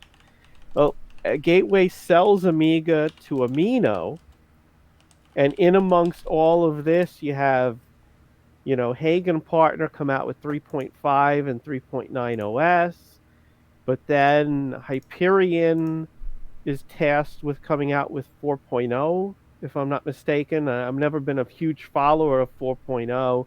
You have the former kind of Phase 5 guys who come out with Morphos that's Amiga-like. Then you have Cloanto ending up with the license to sell, apparently, the 3.x operating system, which of course puts them at loggerheads with other companies. I mean, you have a lot of, it's like a pretzel. And what amazes me is, so now you already know that you're not going to be able to, you are able to purchase Commodore, but you Yeah, know that it would be irresponsible to do so because you're just going absolutely. to lose people money. But Yeah. you still end up going to the auction anyway. Yeah, because Commodore UK was not included in the auction, Hmm. and I had to be there to represent Commodore UK in case somebody had an interest in it. And but to be honest with you, the atmosphere wasn't right for us to even kind of bring that into the table. And to be fair, the Bohemian Liquidators, they were fed up with the whole thing. It had taken so long. I think they didn't realise just how much was involved in the liquidation, how complex it was. And certainly they just wanted to, that's why when Dell came in with the higher offer, but Dell said we need 30 days to do our due diligence, and the liquidator said no way. It gets sold here today at now. End of. So yeah, it was just one of those moments. But that's why I was there. And of course, remember we had planned up to the 2 days before. We'd planned to actually be in a position to bid and buy. Didn't know that we were going to get New Star Electronics stolen from us. That was a Now, and we talked about this convoluted business where you had all these separate entities, along with Commodore International and along with the Bahamian company and all this stuff. Is that part of why liquidating Commodore kind of was so complicated and took so long? Yeah, because some of these patents and trademarks and things were held in some of those subsidiaries. You know, Commodore Netherlands, for some reason, had quite a few things that were part of their assets, and they had to be kind of extracted, and that had to be done in conjunction with the Dutch liquidator. So that's just an example of all the things. But you also got to remember that, as I alluded to earlier, because Commodore had no independent auditing and so much cookie was going on, one of the biggest problems was the things that Bernard Van Tienen, who is now dead, he became part of the ESCOM directorship, which tells you immediately that they're bent. One thing that your audience might like to know, Colin and I, we had to go and talk with the Dutch liquidator about something, nothing big, but it was something that we shared something with the Dutch company, and we had to just go and meet up with him and decide how we were going to deal with it. No problem at all, very friendly. Anyway, while we were with him, he said, "Oh, gentlemen, what do you think of this?" And he, just like in says, he pushed a piece of paper across the table to us, and we looked at it, and it's an expense claim from Bernard Van Tienen, and it was for services at this place called Yab Yum, which apparently was was the most high profile brothel in Amsterdam, right? Wow. And this was this was expenses for $275,000. Wow.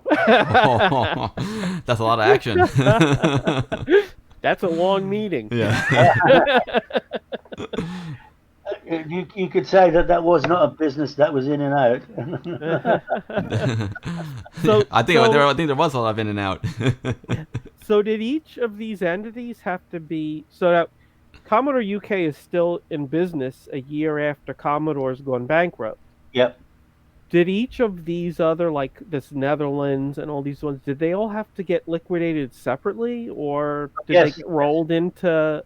Well, the thing is, this is that because they were not financially strong, they had no choice. Their head office is gone. No product coming through. They couldn't survive. Nobody was getting paid, so they just liquidated. And we were in a position where we were able to buy all their stock. We managed to get first option on their stock, which we gave them a wholesale price for it. It was good for us. So that's one of the reasons why we were able to keep on trading is because we bought all the stock as they closed down. So then that, because obviously you can't get it from Commodore International anymore. No. Yeah. Everyone, thank you for joining the stream today. If you are just joining, we have the pleasure to have David John Pleasance on as our guest. He is former managing director of Commodore UK, and he has a brand new book out. It's called From Vultures to Vampires, 25 Years of Copyright Chaos and Technology Triumphs. And interviewing him with me is my partner in crime from the Guru Meditation, Anthony Becker. And David has given us this incredible history of his time at Commodore, and now we're kind of getting into the sad part when Amiga and Commodore died and the vultures are swarming. If you would like to, David has a brand new Kickstarter for his book. If you would like to back the Kickstarter, I highly recommend you do. His first book is incredible, and you can hear that David has got lots of juicy stories, and he doesn't pull any punches, man. He says it all. You can do !book in the chat, and that'll give you a link to his Kickstarter. David, thanks again for coming here today. This is amazing. And I want to say, I mean, if you look at, you can't, I mean, obviously a webcam is not going to do justice to the beauty of his first book. I mean, the binding, I mean, look at that. Look at that. How can you, let me try not to have too much glare on it. I mean, anybody who can put this much into just the cover is so Amiga. It's a beautiful, it's almost a piece of art in and of itself, just like our machines are. Oh, thank you for that. I must say that I put a lot of work into that, but it wasn't only me. I work with a guy called Paul Kitching. He does fantastic graphics work, 3D rendering and stuff like that. A lovely, lovely man, part of my team.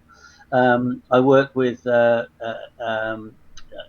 Marcel Frankenet, and we all worked on the design of it. And also Wayne Ashworth, who's another fantastic artist. Wayne actually did the picture of the Commodore building on the front of the book, which of course we didn't have a proper photo of, and it's not the same anymore. So he actually replicated it from a bad photo. And actually, they're all working with me now.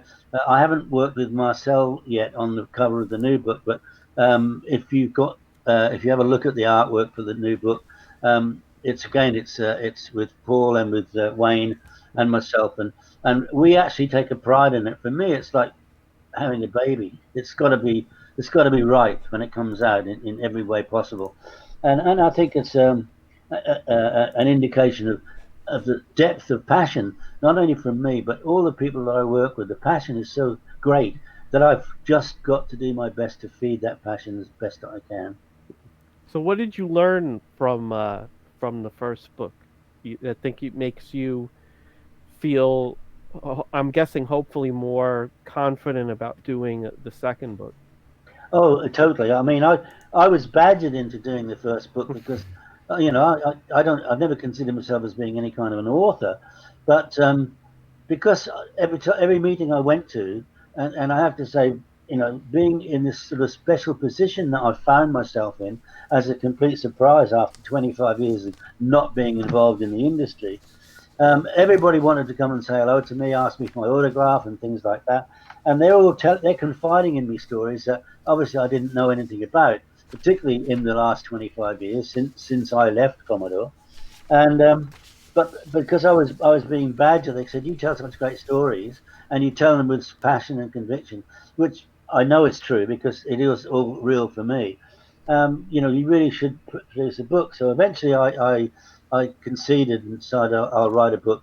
So I started writing, and what I found was that I'm reporting every single thing that happened to me that I can remember, of course, and I reported exactly as it happened. When I met Mediali over this, who was involved, what was said, what the outcome was, and all these kind of things. And when I read it all back, I was disappointed because to me it read like it was a book about David Pleasance rather than a book about Commodore. But then I thought to myself, well, actually, it can't be any other way because these stories are all from my ears and my eyes, and that's what I've recounted. But I wasn't satisfied with that, so I then invited other people from within Commodore, very high-profile people, to write their own chapters about it, no holds barred. And obviously, there's people like Dave Haney, there's people like Gail Wellington, R.J. Michael, Beth Richards. Most people don't know Beth. She was the lead engineer producing the CD 1200 project, which never got released. And hers is an interesting chapter because she writes a chapter about all of the ideas that were put forward and how little was actually produced, which is very typical of the truth within Commodore. Um, so anyway, so when I ended up finishing the book, and it's 368 pages, it's 90,000 words, and I was really thrilled to bits with it. I love it. I think I've done justice to my position in writing about the product and the community that we all love. But then I thought, well, that's it. That's me done. Since then, of course, everybody who's bought the book, and I've got to be honest with you, I've not sold one book through a bookstore. Every book I've sold has been sold directly, except for I was working and still am with Amiga Kit, and they were supplying it to their customers direct from their warehouse. But virtually everything else I was shipping out myself, and I signed every book virtually, except the ones from Amiga Kit. But everybody that's had the book, I've had nothing but fantastic critiques about. And then people have said saying to me, when are you going to bring another book out? When are you going to bring another book out?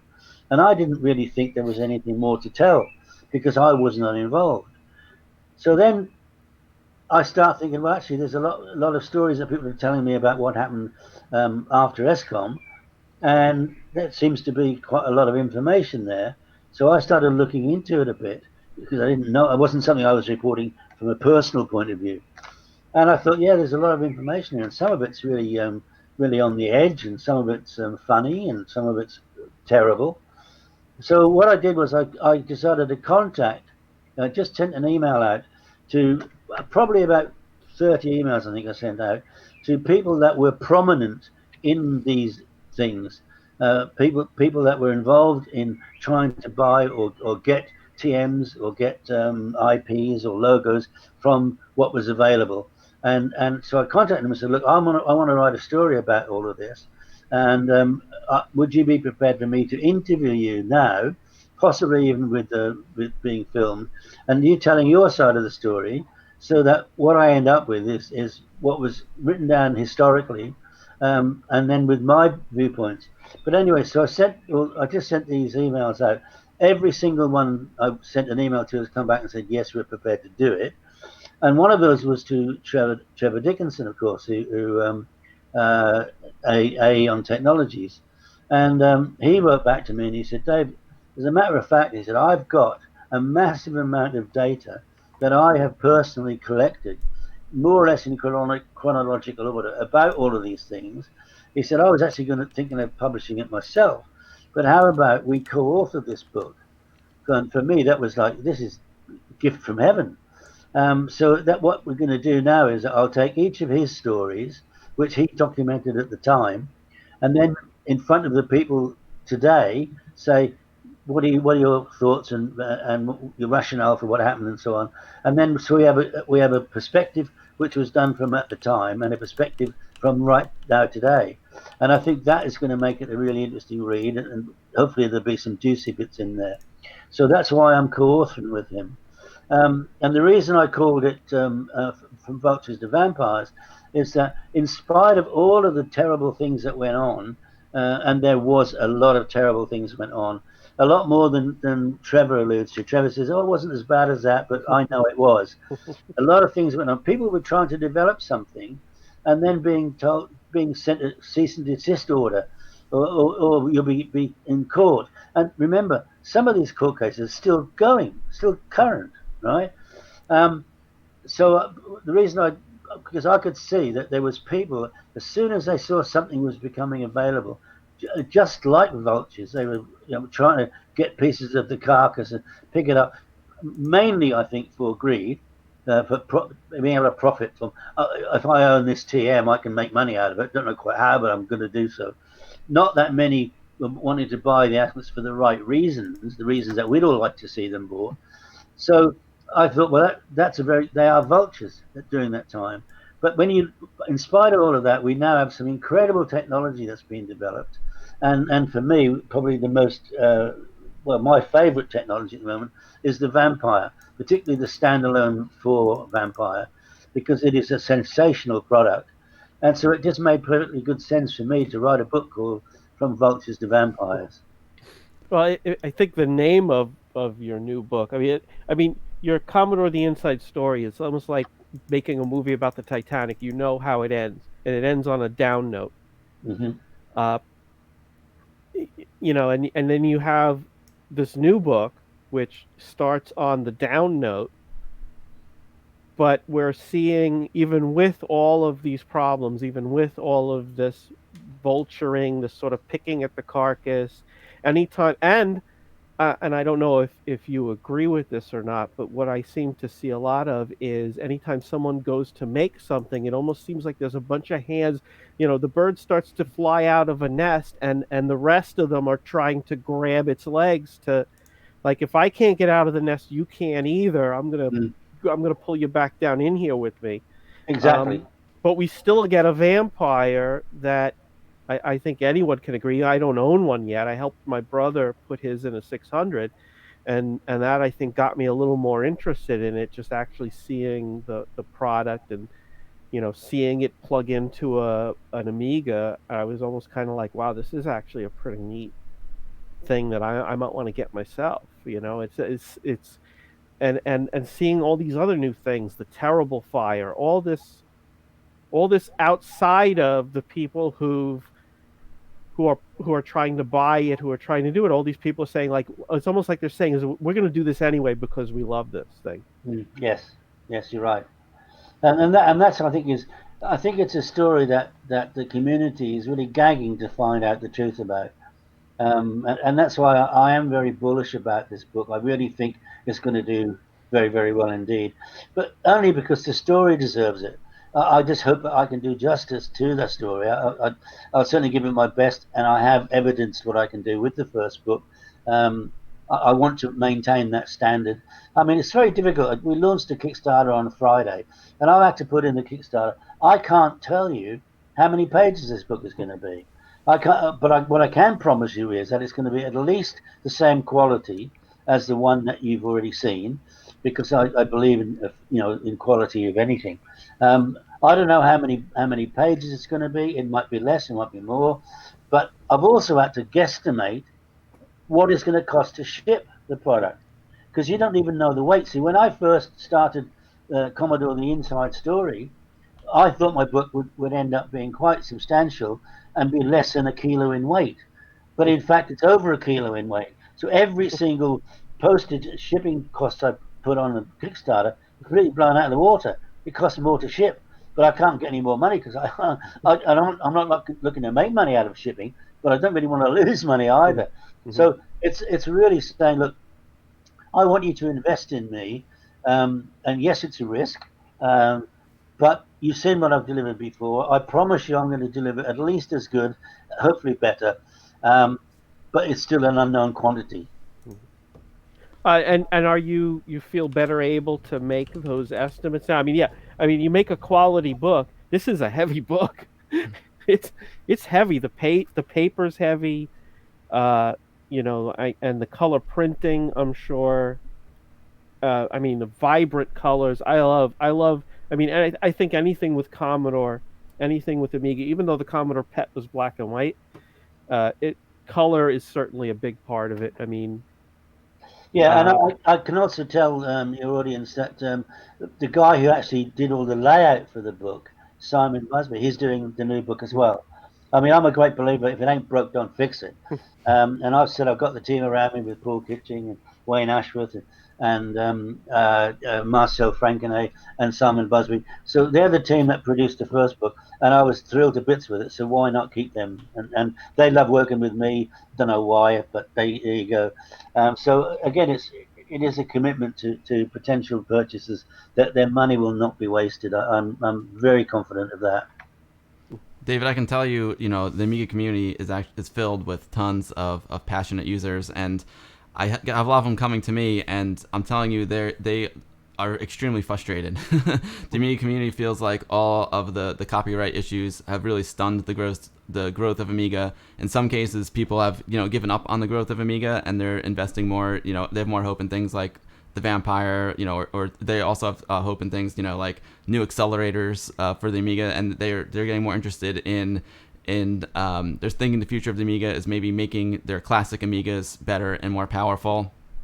People are starting to make games that run like incredible games that you could never imagine before, like run on an Amiga 500 with 1 MB of RAM. So I feel like a lot of the some of the most incredible people in the Amiga community are really discouraged about the whole copyright situation, and they see a bleak future for next generation Amiga. They're more into reinvesting in the classic machines. Is this going to be a topic that you touch on in the book as well? Oh, absolutely, yes. I'm going to add two chapters into the book. One is significant figures within the Commodore story, um, and where they are now. Because there's a lot of people that figured very heavily in the early days, and some of them have got incredible positions, and some of them are retired, some of them are dead. But so that will be a significant figures, and where are they now? I think people will find that interesting. The other thing I'm going to do is my vision for the future, and I've got some very specific ideas about what I think should happen, how it should happen, and when it should happen. And I'm going to be putting it in the book in a way that is just inviting either endorsement or being attacked, hmm, because the vision that I have about how we can take our community to another level. That is something that I'm keeping very much to myself until the book comes out. But it is, I mean, what I'm saying is that I appreciate them probably as well as anybody in the community. I've got an amazing understanding of Commodore and its history, although I make it very clear that I was not around Commodore when Tramiel was around. I met him once for about 2 minutes, and that was it. But I've got a very good in-depth knowledge of the part of Commodore that our current community are involved and in love with. And I think I'm in a position where I have a right to at least have a vision, even if it doesn't transpire. But certainly that's going to be part of the book. I'm really excited to hear that because, especially, it's very interesting to me because your co-author Trevor Dickinson, who I think is an incredible person, like he is one of the people who's trying to push, Amiga forward. And Anthony and I saw his A1222 years ago at VCF Southeast, and he was ready to go with it. And I don't know why we haven't seen it yet. And I have a hunch it could be because of some of these copyright issues. And I know it's frustrated a lot of people. They've been waiting for things like the A1222, and they're frustrated, they're sad, and they're losing hope. So it'll be interesting to see what comes out of this book. Like, do we still have hope for like a next generation Amiga, or is the copyright stuff just too fragmented and too broken to be fixed? A lot of people are saying things like, we love the Amiga ones, but they're using PowerPC. It's hard to get people to invest into PowerPC. So there's a lot of like big issues to deal with in this book. Yeah, absolutely. Well, interestingly, I'm pleased that you mentioned the A1222 because anybody who bought my book knows that I actually ran a free. Anybody who backed the Kickstarter for the first book, we offered a prize, and that was an A1222. That has still not been delivered to the winner, which in a way I'm embarrassed about. But winner, a very nice guy, a Canadian guy, understands. It was some issues with software compatibility, which I believe they have now resolved. I think it's very, very close to being released. I hope so. But in the new book, good news. Yeah. But in the new book, there is another prize, random prize, and that is a standalone Vampire 4. So, I mean, I do like to try and put these things in. I think it ties in very well with the theme of the book. And as of this moment in time, I think that the Apollo team have produced what is, for me, the most exciting technology. And again, we can come back onto that whenever you want. But so that's why, for me, it's good that I know that the book is going to end up on a high. And that's it. So. Oh, that's kind of what I like about the idea of it. I don't want to ask you, obviously, details about your vision. We want people to back your book so that we can read it in there. I just want to ask you, in this environment, knowing what you know, knowing what we all know about, and it almost seems, it can almost feel like there's a kiss of death. ESCOM buys Commodore and goes out of business. Tulip, I don't even know if they're in business anymore. Gateway buys Amiga, they end up having to sell out to Acer. They start this other company. They release this Amiga development environment at some point in all that, which was based on QNX. QNX ends up getting bought by BlackBerry, and we all know BlackBerry is kind of floundering around in the ocean. Their phone business is kind of by the wayside as well. And then we see all this other stuff between Hyperion and Haga Partner and Cloanto and all these people. Everything's all over the place, so who knows who has what, and everyone's fighting. Do you feel that there's a chance this vision could happen in this environment? Absolutely do. Because I've met the current situation with disputes. I've met most of those people, and I know that they're all fed up. They want this thing settled one way or another, and I think that there is compromise about to be made. I certainly hope so. I believe in that. But see, with or without those things, the future of one thing people have got to get their heads around: there will never be another Amiga. That is, it's too late, too gone. But there are technologies that come and spawn from that can make a whole big difference. And that's why I think it's so important that companies like Apollo are taking classic Amigas and making more from them. I mean, I don't know if your audience actually know much about the standalone Vampire 4. But let me tell you what they showed me, which blew my head off. They showed me this little tiny PCB, not much bigger than a phone PCB, and they start running. It runs all A500 software, 600 software, 1000, 2000, 3000, 4000 software impeccably. The 4000 software is running at 30 times faster than the top 4000 ever did. The Amiga 500 pick is 300 times faster than the 500 was, right? Then, if that wasn't enough, at the switch of a button, it runs Atari ST software. And if that wasn't enough, at the switch of another button, it runs all Mac software up to 8.0. Now, I think that is incredible. On a little PCB the size of a phone. I think that opens up a whole new market opportunity. Agreed, David. I want to. I have so many questions for you. I want to get to, but I know you've already been here for quite some time, so I want to ask you a few questions. But also, a lot of people in chat have asked some really good questions too. What I'd like to get to.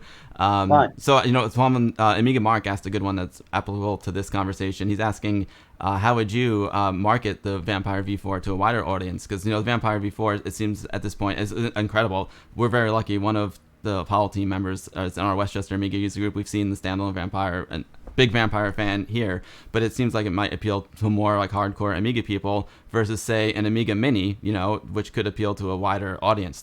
We have the Commodore 64 Mini, we have like Ultimate 64, we have like the Commodore 64 Maxi, and I think a lot of Amiga people are frustrated as, look, where's our Amiga Mini? So I guess it's two questions. So I guess, how would you market the Vampire, and are we going to get an Amiga Mini? Well, my question is, what is the market for an Amiga Mini? I mean, I'll be honest with you. When I was told about the 64 Mini, I was really skeptical about it. But they've sold a lot of numbers. All that is actually doing is, I'm not sure it's bringing in a new audience. It's bringing in people that had an interest in it already, and maybe just for old time's sake, it's not much money and I can run some games on it. And I think that's why the 64 Mini did pretty well. I'm not sure about whether I wouldn't invest in a mini version of the Amiga, as I wouldn't invest in the 64, because I don't think that market is big enough. I mean, as I understand it, it's less than 500,000 units that the 64 Mini has sold. And whilst that might seem a lot, it's not that much really when you think about it. In terms of okay, my vision for the future. Please excuse me. I've already had this conversation with the Apollo guys, and I had this conversation with them in August of last year at the Cologne. What's it called? Mental block. The big fair in Cologne. I'll think of it in a minute. It'll come to me. Stupid. Anyway, I took them to one side and I said, listen, this could open a whole new market that nobody has addressed yet. And they said, what are you talking about? So anyway, they've signed an NDA, but I'm going to tell about it now anyway, because it'll either happen or it won't happen. And I don't think anything will stop this happening if it goes ahead.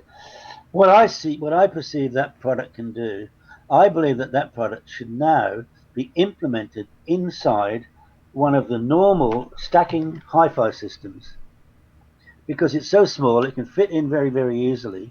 And what that will do is it will give a brand new lease of life to the hi-fi systems that currently run Blu-ray or whatever, and give so what you end up with something in the home which can be used and manipulated for download streaming of TV programs and things. And it opens up a complete new market to people having this as a product that sits in their lounge as part of their entertainment system. And it gives you all the benefits of the Amiga games and the ST and the Mac system. So you imagine having a remote keyboard, remote mouse, and then the whole thing is connected up to stream and to. I mean, why do you think Apple and people like this are all getting into streaming? Because that's where the market's going. I see that as being a product to give a whole new lease of life to the hi-fi market. So you're saying it's finally the right time for CD TV. Well, no, but to be honest with you, one of the things that was also in my business plan with Colin, and I forgot to mention, is that we were going to license the CD32 to hi-fi companies because they were looking for something new. They'd just got CDs; they hadn't even got DVDs out there, no Blu-rays, nothing like that. So I wanted to license it to them, let them use the technology, develop it into a front-loadable system because that's what you need. Very easy to do. But now with the Vampire 4, because it's so small, it's so easy to integrate that into a system without a huge, machine costs and things like that. And so I think that's the right reason. And also because of this market of downloading and streaming videos and all these things, which the world is getting used to now, it does make perfectly good sense. I think it's a perfect match. Yeah, it's Do you think part of what makes that make more sense is that if they could get into a market like that that's broader than just Atari owners, Amiga owners, maybe some people into classic Mac stuff, they can get into that wider market, it would further lower the price and make Absolutely. it even look better to get into other markets. Absolutely. It is the price issue that's the most important factor in this, because at the moment the cost of manufacturing it is very high. But if you go to a Toshiba or a Pioneer or one of these people, and they then turn it into a ready to buy chip, taking about hundreds of thousands of it and bring the price right down, it's an absolute no-brainer. That then leads you on to the opportunity to do portable issues, and I'm not saying necessarily laptops, but even something as small as a smartphone, because the PCB is small enough. It just opens up a whole new world. But you need the heavyweights in the hi-fi business. You need somebody to back it, who will then make the chips for it and make them en masse. And that then brings this product as a commodity item down to something. Look how much people are paying for a bloody iPhone. They're paying $2,000 for an iPhone. You can imagine what you can make with this product inside, which is going to be costing what, $200, $250? I'm guessing, but that's an estimate I think is fairly easy to achieve if you've got mass market of the chip making. So for me, it's a very exciting time, and it's maintaining the Amiga legacy, but it's still really nothing to do with an Amiga per se. But how great it is for us people who have been fans of the technology forever to see here there is potentially another big market, and that's what I do. That's why I'm a marketeer. I always look outside the box. There's always other ways to approach things, and find out something that should be done but nobody ever did. It's really interesting. It's a really interesting direction to take it, because like I always thought there would be like a market for like something like an Amiga Mini, in addition to like to Vampire. And one of the things that I hear a lot from the community, like especially at like these different shows or people who are new to getting into Amiga, I think Amiga J also mentioned it in the chat, is like they want to like bring back their youth. They want to emulate their Amiga 500, and it's not so easy. Like the best way to do it, in my opinion, right now, like the easiest way is to use Amiga Forever, because it's all set up and ready to go and perfect. I think something like the Vampire could really benefit from something that's kind of like pre-installed and pre-ready to go, and like with a really easy user interface where people don't have to be an Amiga expert to set it up. I think that'd be really cool. I also know like a lot of people are emulating Amiga on like a Raspberry Pi, which works really really well, and it's a very inexpensive way to emulate the Amiga, and it's incredible. And the power on the Raspberry Pi 4 is amazing. The biggest hurdle is like getting it set up. Like people like us who know Amiga, like we can get it set up. We know like where to get the ROMs legally, and we know how to configure WinUAE. We know how to configure the Amiian. But just the average person who comes to Vintage Computer Festival East who wants to get into Amiga, it's a big stumbling point for them. They can't get into it. So I think something like the Vampire, if the Vampire could come, pre-installed, pre-set up in a certain way to get people off the ground, that would be huge for getting people into Amiga. Yeah, well, the other thing that I believe is an opportunity for, I'm only talking about the standalone. I love the other products as well, don't get me wrong, but those other products need somebody to have an existing item. With the standalone, it doesn't, right? You've got a virgin audience per se. But what I see about that is they could start selling. Really, they've got to get the cost of the manufacture down, which again comes back to going to one of the big Japanese companies, I suspect. But what they could do is they could be selling that product preloaded with games, and you're now giving an opportunity for the games authors who have not written for Amiga for a long, long time, and you're giving them another reason to write an Amiga program, because there is a whole new market coming out there that they can address, and that can be preloaded. And then a lot of these games are the ones that involve streaming as well. So you open up that whole marketplace to a much wider audience of people who do not rely on having an Amiga in their lounge already. Dave, I'm feeling like this could be the Batman pack version 2. Like, imagine you got a vampire, or Amiga Mini or whatever it is, and you got the David Pleasance instead of the Batman pack. Let's say you got the Psygnosis pack, right? It comes preloaded with every Psygnosis game. It's got a box designed with artwork by Roger Dean. It's got a reissued Shadow of the Beast T-shirt in it. It's got a CD with some of the most incredible music ever. Then it connects to the internet, like you're saying, and then once you're online, you can download other Amiga classics as well. You can download your Chaos engine. You can download a whole bunch of other stuff. I think something like Walker. that could be Walker. Well, no, Walker's part of Walker comes with it. It's part of the Psygnosis pack. Something like that could be really exciting too. Yeah, but remember, you don't need a CD in the box anymore. So it can all be preloaded. Oh, of course, but we love what we were saying before. We love the physicality of it, man. You gotta see some of these new Amiga games that are coming out. Like the packaging for them are works of art. It's they're absolutely incredible, and I think a lot of Amiga people are vintage computer collectors as well. So I think that they love the option to not have a physical piece, so they can buy it for cheaper. But I think a lot of the collectors do love to have the physical thing, and I know people would love to see some Roger Dean artwork box. I know I want my Shadow of the Beast box back so bad. I know you started at Commodore during the 64 days, and VIC-20 was still going at the time. And Yep. I know back then Commodore sold software for those machines as well. Commodore also sold magazines. Did you? No. Did you ever? No magazines, never. No. There were two. Commodore had two magazines in the States: Commodore Magazine and Power Play. Yeah. Did you ever? Not in Europe, anyway. That's for sure. Well, at least anyway, as far as the software, did you ever feel? I mean, obviously, you see that the software is key. I mean, you see I can sell the Amiga 500 by putting a bunch of top-end software with it, and people who want to buy that software are going to buy the machine, and then they buy more software. Obviously, you have to think Commodore can sell you one computer every so many years, but they could sell you software every day of the week once you own this. So do you ever feel that Commodore should have been in the software business? I mean, I think Apple makes more money on software than the hardware now. No, I don't believe that. But no, my answer is absolutely no. Commodore were in the software business, and they did a terrible job of it. And I know that because I mentioned to you that Commodore built an assembly plant and warehousing and everything in the Midlands in Corby in the UK, and they suddenly decided to close that down. That was under when I think it was Rattigan was in charge, and he was told that Commodore had lost so many millions, and he was told to cut costs, and so he decided to close that down. And the relevance of this is that I had to get rid of all the inventory, and I can tell you there were hundreds of thousands of games that Commodore had got involved in that were complete lemons, one way or another.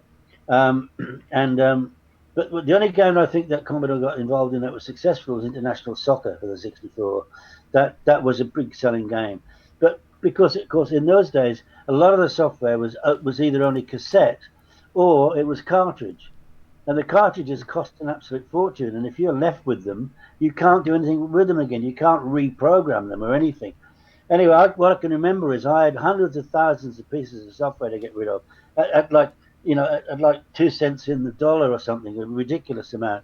And there's one interesting story. There was a game that I found. I think we'd got something like 2,000 of them. It was a game called Spirit of the Stones for the 64. And it was a game that was based... It was a treasure hunt, and it was based on the Isle of Wight, which is just up the southern end of England, it's part of England. And what it was something that was done in conjunction with the Isle of Wight Tourist Board. And the guy who wrote this program, he hid clues all around the Isle of Wight, and if you found them, you could claim a jewel. And in the end, I think there was It was something like a ruby or something like that was the ultimate prize to be won. Only one. Anyway, the time came when I had to dispose of these, and a guy came to me and he said, "I'll give you £2 a copy for them." I want to do that, but I had to deal with the Isle of Wight Tourist Board because they were on a commission. So I rang them up, and their commission had been £5 a unit. So I ring them up and I said, "Look, I've got 2,000 units here. We've got to get rid of them. I can't get £5 for them. So how about I'm getting £2? How about we get a quid, you get a quid?" And they refused. So no way. I said, "Well, you didn't mean an auction. I'll have to destroy them." "Oh, you won't do that. Watch your space." So I had to get two lawyers. I had to get a digger. We went to this place, which I won't tell you where it is. We dug a huge, great hole, put 2,000 the stones in there, and buried them, and then had the affidavits written by the lawyers. But so when it comes to Commodore getting into software and saying no, please no. Unbelievable. Here's The other thing, though, is another thing is that I always supported the software publishers. I mean, I always believed that, as I said, without software, we haven't got a business, and without hardware, they haven't got a business. So I can tell you absolutely honestly that Commodore was the first people ever to join FAST, the Federation Against Software Theft. I actually joined that, and I signed it, and we paid our annual fee because we wanted to support the software publishers. And that went such a long way to us getting closer to them because they realized that, we were against people copying and all that, which I think, as far as the 64 was concerned, everybody just turned a blind eye to. It was sort of rampant like that. David, this has been really, really amazing. Thank you for being here. I know we're approaching the 2.5 hour mark, so I want to let you go on the sooner side. But I just want to get to a couple of the questions. People have been really patient and asking in chat. There's some really good questions, so maybe we'll be bouncing around topics a little bit. But Sure. One of the big topics that's come up in chat is the CD32. Right. So there's been a lot of questions about the CD32. Do you think the CD32 was a good product? If the CD32 was launched with an 030, you think it could have saved the company? Are you intrigued by all the new Terrible Fire cards we're getting for the CD32 and that the CD32 has still got a life? Did Commodore ever get royalties for CD32 games? Do you want to tell us a little bit about the CD32? Sure, absolutely. Well, the CD32 was, without any question at all, the first product that was ever planned to be designed, to be produced, and to be launched properly.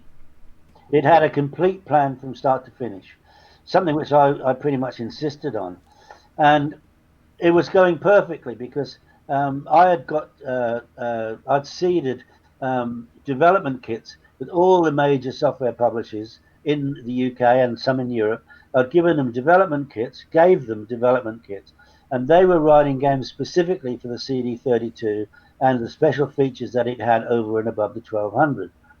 So everything was perfectly planned. I had got my Christmas covered. We'd sold every Amiga 1200 that we knew we could get. They were all ordered and ready to go into the stores for Christmas. And then Mehdi Ali comes to me and he says, "I want to launch the CD32 in September." Right? And I said, "You are crazy. What's wrong with you?" And he said, "No," he said, "I need the extra revenue. We need money. We need money. We need money." And I said, "Mehdi, two things. First of all, you are not going to get additional revenue. If you launch the CD32 before Christmas, all you will do is to kill all the sales of the 1200 because people will not buy the 1200 with the CD32 coming out as the new game changer, right?" So the second thing of all is that we have no software ready for it. And when you launch a new product, you've got to have software that's ready for it, that shows off the best features of the machine, and so on and so forth. Anyway, he absolutely would not listen to me in any way, shape, or form. So the next thing I know, I am tasked with launching the CD32. Now, we did, even if I say so myself, we did a phenomenal job. My marketing team, particularly Dawn Levac, she was my marketing manager, she hired the Science Museum in London to launch the CD32 because it was a game changer. We launched specifically on a specific date.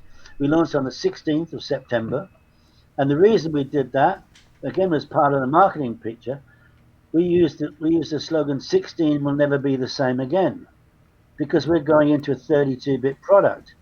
And so that was all the invitations had a picture, a cartoon character of 16 being kicked into the wayside because 32 was taken over. So anyway, everything's planned. We've got all the launch ready. I'd hired a guy called Chris Evans, who was on his way up to be a very big television star and radio star. He still is. Chris But we Evans, got him huh? at yeah, he was on the new version of what's the motoring program. Anyway, he was my co-host at this launch.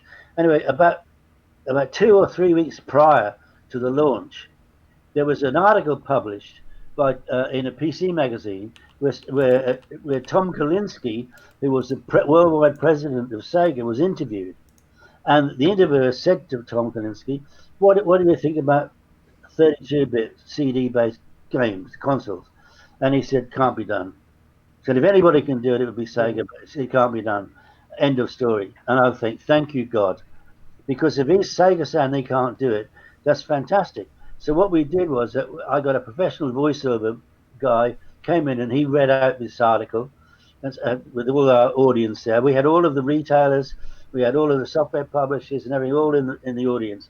And of course, we read this out and they say, oh, by the way, then we open the curtains and the smoke and mirrors as you usually do. And there's the CD32 and it will be in your shops in 3 weeks. That was brilliant stuff. But what was even better than that was that in the period between the launch and its availability in the shops, the guy rang me up and he said, David, he said, you probably don't remember me. He said, but you and I have done some business together. He said, we have poster sites all over the UK, giant poster sites. And he said, have I got a deal for you? He said, from using us before, when you book a site with us, you pay us 50% up front. And then the week before it's going live, you pay the other 50%. He said, I've got 3 absolute top prime large 96 sheet, the biggest poster sites in central London, best prime positions. Somebody's already paid their 50% and they've pulled out.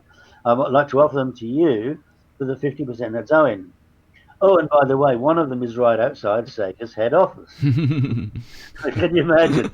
No, So, I can't. so I immediately said yes, of course. Anyway, I don't know who it was who came up with it. I think it was probably our marketing, not a marketing, it wasn't my marketing team. I think it was our agency.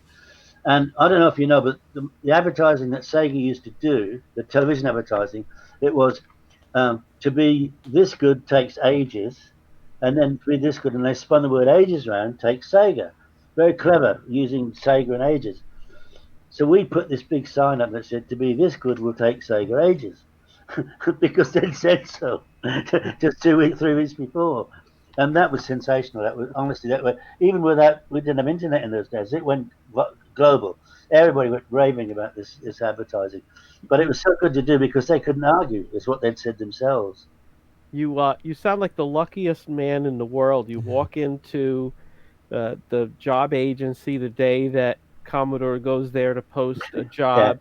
You happen to have done business with the guy who has a billboard site right outside Sega's yeah, headquarters, just as Commodore's releasing the CD32. yeah. I've been absolutely blessed, incredibly lucky in everything, I have to say. But then I went through a period,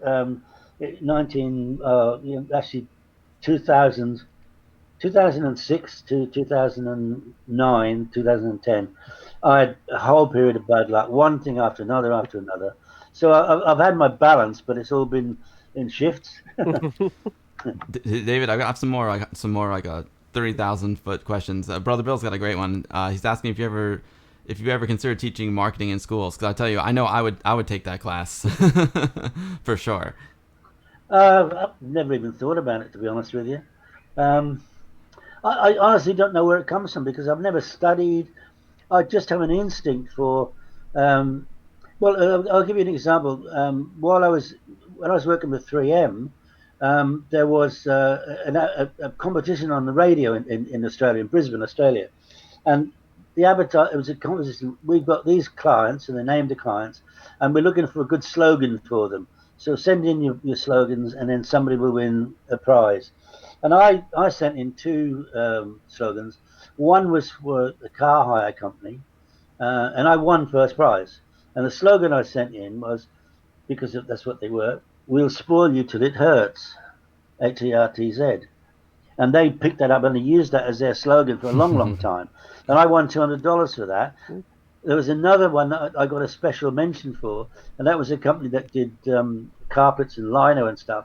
And my slogan was, "For floors without flaws." FLAWS. It's the using of the English language. I've always loved the way that the English language can be manipulated that way. But I've never had any training whatsoever. I believe I'm persuasive, but I can only be persuasive about something that I really believe in. I can't sell something if I don't believe in it. I just can't be passionate about it. I think your passion really shows through. Just talking to you, I mean, you're persuasive, but you can tell that it comes from the heart because you actually really care about what you're talking about. And I think your track record of success really, really speaks for itself, David. It's awesome. Every time I talk to you, I feel great and I feel inspired. You're also like a motivational speaker, and I'm hoping that will also. I'm excited because some people are asking about your thoughts for the future of Amiga, but I think one thing I really took away from this interview is like you have a lot of hope for the future of Amiga, and you think that a lot of these copyright issues can be resolved and the vultures can stop swarming. So that's really exciting. I genuinely believe that. Yes. Let's see. I got so many good questions. Did Mondala's asking if you ever had contact with Jack Tramiel? I think I mentioned earlier. I actually met him for about 2 minutes. That's it, right? Yeah. Yeah, literally. I joined Commodore June of '83, and in January of '84, I went over to the CES Winter Show in Vegas. I had no right to be there because it had nothing to do with Commodore UK, but I was interested and I wanted to do some research. And actually, somebody with permission from Commodore actually paid my fare for me. And I went to the CES, and Tramiel was there on the stand, and he was shouting at everybody as he always did. He was quite a gruff guy, I think. I just went over, said hello, shook his hand, and then left. And then within about a few weeks of that, he'd left Commodore entirely. So that's the show where he quit then. Yeah, well, he didn't quit at the show. It was, I think, it would have been, a few days afterwards. There's a lot of conjecture about why he quit, and Leonard Tramiel says that it was because of the use of the jet by Irving, which Jack didn't like. But my understanding of it from what I've heard is that Jack wanted to bring his three sons onto the board, and that's really not good business practice because the board's got to be made up of people of all individual skills, which, just like a jigsaw puzzle, have the pieces that fit together and make a complete picture. And just bringing in people because they're in your family, I don't think that's a good practice at all. But yeah, anyway, Jack Tramiel just literally for about 2 minutes. Well, speaking of characters, there's a couple other questions. I think it's a good one to ask him. We know that your relationship with Petro is a bit strained, but he is part of the story post Commodore. So is there going to be any Petro in your upcoming book? Well, interesting. Trevor and I talked about that very recently. I won't approach him because I said he actually admitted to Colin at the Amiga 30 event in Neuss, just after Amsterdam. He admitted to Colin, who was there, that it was him that was responsible for stealing away New Star Electronics. If I'd have been there, I would have decked him on the spot. I was so angry. But I won't talk to him. But Trevor is going to write to him and say, look, we're doing this story. Will you give your viewpoint? I suspect he'll say no. But if he does, we'll just write in the book and say we asked Petro and he declined to comment. I suspect he will say no, but Trevor is going to because we think we should try and do that. But I have got I'll have some stories from Stefan Domeyer, who was part of Amiga Technologies, and a couple of other people as well. So it's not going to be ignored. It's just I just doubt whether Petro will actually say anything. Oh, good. I mean, good on you for trying to tell the whole story. Being as unbiased as possible. Even though the book will be told from your perspective. There's just so much. There's so much complexity and with this whole post Commodore situation. So that's something great to look forward to. Let me see if I've got. Okay, here's a great one. Here's a great one from what I have a great one here. He asked it really really well. Amiga Mark had a great one. What do you think it is that made like the Amiga so special? Like why? Like what is it about the Amiga that causes like such warm emotions with us? And like why are we still here? Many years after the demise of Commodore, and we're here and we're excited about the future of Amiga. We're excited about vampire cards. We're excited about people making new things for the Amiga. Like what is it that makes it special? Well, I think the answer to that is that the people who bought it first, because the Amiga was launched, the Amiga 500, forget the 1000 because it was never really made available to the masses. But when the 500 was launched, we appealed to a generation of people who were interested in technology, interested in something new. And the Amiga made everything look incredible, and it made it look easy so that people didn't have to read pages and pages of boring script in order to write a small program.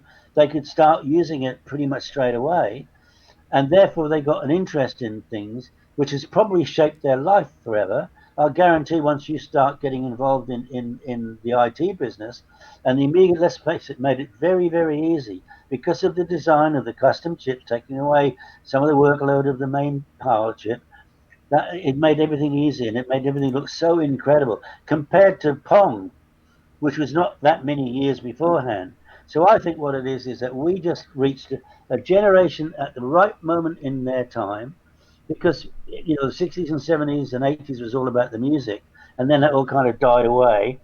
And then I think the generations were looking for something new, and I think the home computer came in just at the right time, and the Amiga was at the pinnacle of that technology at that moment in time. And I just think it becomes part of our heart and part of our DNA forever. That's my answer. That's what I honestly believe. I agree. It's so weird because I still do get that warm fuzzy feeling every time I sit down at the Amiga. Because of course a lot of it's nostalgia, but I even got that warm fuzzy feeling back then. There was just something about it. It's got a soul. And on that note, again, moving forward, future of Amiga. Do you think the Amiga is something that like the next generation of kids can enjoy? Do you think the Amiga will live on to the next generation, or do you think it's going to kind of fade away when us like Generation X folks move on and it's not the nostalgia trip anymore? God, I wish I had a crystal ball. All I do know is that I've been very heartened. Not this year because we've not had any shows, but last year, all the shows that I went to all over the place. I must admit, I didn't get to the US last year, although I do intend to the next US show. All the shows that I went to, and all of these people are turning up, people the age that you expect them to be, but they're bringing their children and Spectrum games and loving it and enjoying that experience. So I think it's up to the appetite of the next generation as to what they're actually looking for. My fear is that we are in the clutches of the five big tech companies at the moment, with the five big, obviously the Microsoft of this world, Facebook, and Amazon, and we're in their clutches, and they are leading everything. Apple, they're leading everything that we do. And once they've got hold of you by the shorts and girlies, you can't get away from them. And I think that that monopoly needs to be broken. It needs to be something that give people the opportunity. I mean, what bloody right do Amazon have to take my data and sell it to somebody else? So I know I look on Amazon for something, and 5 minutes later I've got ads appearing in my, on screen from products that I was looking at, and they're making an absolute fortune. That what right have they got to do that? So I think that technology, it's all coming down to a small device held in the hand. I think it won't be long before that device is actually part of your clothing. I don't think it'll be, something you hold in your hand much longer, and be more and more powerful. And all that device will be is just an access point. all the power is out in the sky, and you'll have amazing things. And I honestly believe that's going to be the future. So what it is, it's about finding the right common denominator that appeals to the kids, because they're the future, of Sure. course. That we want them to buy stuff. I mean, let's be honest about it. The watches from Apple and people like that have been an absolute disaster because they're just not good enough. But that technology is changing day by day by day, and it's products like the Apollo that show you what you can do in a small space. And that technology will be developed to cost much, much less. Every run will be much, much less. And so but in answer to the question, I really don't know. Mm, It's a very complex question, mm. um, but one that I've always got my ears open for. So if anybody's got any ideas, come and get in touch with me. I think now is a ripe time, a ripe time to get the Amiga into the hands of the next generation, because retro is hot, and it's not just hot with guys like us who are reliving their youth, but like the whole retro style is popular. If you go onto Steam right now, a lot of the new Steam games, are retro styled and pixel art styled. I think the kids are so used to incredible things like, like now like real time ray tracing and Fortnite and photorealistic stuff. I think some of the kids appreciate taking a step back and doing something that's a little bit more analog. I mean, I know like vinyl records are back in, and retro is huge in pop culture now. I mean, look at Stranger Things. That is right out of the 80s, and it's one of the biggest shows in the world. So I think like right now would be a great time for Amiga to get into the hands of the next generation. I know a lot of our viewers like have kids, and they're playing Amiga games with their kids, and the kids love it because the games are good. If the games are good, they're just as good back then as they are today. A good game is a good game. It doesn't matter its age or how it looks. If it's fun to play, it's all that matters. Absolutely. Agreed. All right, David. Let's. I'm gonna ask one more question. I think I asked most of the questions. I didn't ask every single one because they're very similar. But Tenmark is asking if you've been in touch with Mike Battolina about the book. Mike is the owner of Clanto. Yeah, Mike and I go back a long way. In fact, in the era of the packs, the Batman pack, and so on, I had done a deal originally with Electronic Arts, who most people don't know, but when they came to the UK, they were almost broke. They had no business, and I met up with the guys. David Gardner was one of them, and I put the proposal to them about using D-Paint in the Batman pack. Ultimately, we agreed a price, and David will be the first one to tell you. I've actually met him in the last few years. He now has an investment business investing in games. But anyway, he would be the first to tell you that we kind of saved their ass because and especially because the first pack we did 186,000 pieces, that whatever price I paid for them, I can't remember now what it was, but that got them out of trouble. But anyway, they came to me one day, some packs later, and I didn't like their attitude. They came to me and they said, David, we know that you can't get into the yards that competes with this, so we're going to put the price up. I don't like people who deal with me like that. If they'd have come to me and said, David, to be honest with you, we're just not making enough. Can we get a little bit more out of it? That's a whole different conversation. But when they hold a gun to you and say, we want more for it, I went out and I found Personal Paint, which was Mike Battolana's product, and gave him the deal instead. So I've known Mike all that time. And yes, I have contacted him, and yes, he is prepared to be interviewed. We're quite good friends, actually. Every time we meet, we always get together, have dinner together, whatever, So That's yes, great. indeed. That's great. I think a lot of people would love to hear from him. Yeah, I would love to hear from him too, because whenever a new version of Amiga Forever would come out, sometimes I would lay out. I've actually sent him a picture laid out of all the physical copies of Amiga Forever over the years that I've purchased, and sent him the picture. And he's always, I think, in fact, one time he sent me a free key because he's like, you've been. He's just amazed that I've been his customer for so long. Yeah, and like I was saying before, Amiga Forever is a really good, easy way for people to get into Amiga. It's a great product, and it'd be great to hear about that. And it would also be great. I know he's also been at the center of some of the copyright issues, so I would like to know more about that because I don't know what's going on behind the scenes. I just know there's a lot going on behind the scenes, so it'll be really interesting to uncover that. Let's take a look at the Kickstarter, David. I'm going to pull it up on the screen. We've been talking with David John Pleasance, who is former managing director of Commodore UK. He wrote an amazing book called Commodore: The Inside Story, which tells the story of Commodore from the insider's perspective, and David does not pull any punches, man. He's got amazing stories to tell. Bill, I just want to tell you, I just pulled the page up and I saw the number of backers. Like it was rolling like a stock ticker. I've got it up right now. Yeah, I'm so happy for you, David. Yeah, so the Kickstarter just launched on Friday the 12th, and you're already a third of the way to your goal. You got 10,000 out of the 31,000 goal. That's awesome, David. So when they back your book, David, it looks like there's going to be an ebook version. There's going to be a hardcover version. Everyone who enters, everyone who backs it gets entered in a raffle to win a standalone vampire, which is awesome. I want that. It looks like so you're co-writing with Trevor Dickinson. It's obviously Apollo team plays a big part of this, as well as Stephen Fletcher. He's part of the Amiga 2020 documentary, is also a perk. Do you want to tell us a little bit more about all the perks that you're offering here, David? Yeah, because it looks like you've partnered with some of the other some other things that have been on Kickstarter. Yes, I've always been a great believer that there's safety in numbers, and also not any one person has all the answers. So I like to gather around me a team that have things to offer. So basically, I've kept it really simple this time. There's an ebook available, which of course will be available before the hardback, because the hardback gets sent off to get printed, and that takes several weeks. So from the moment we've got the finished manuscript, we can get that produced into ebooks. Then there's a hardback book on its own available.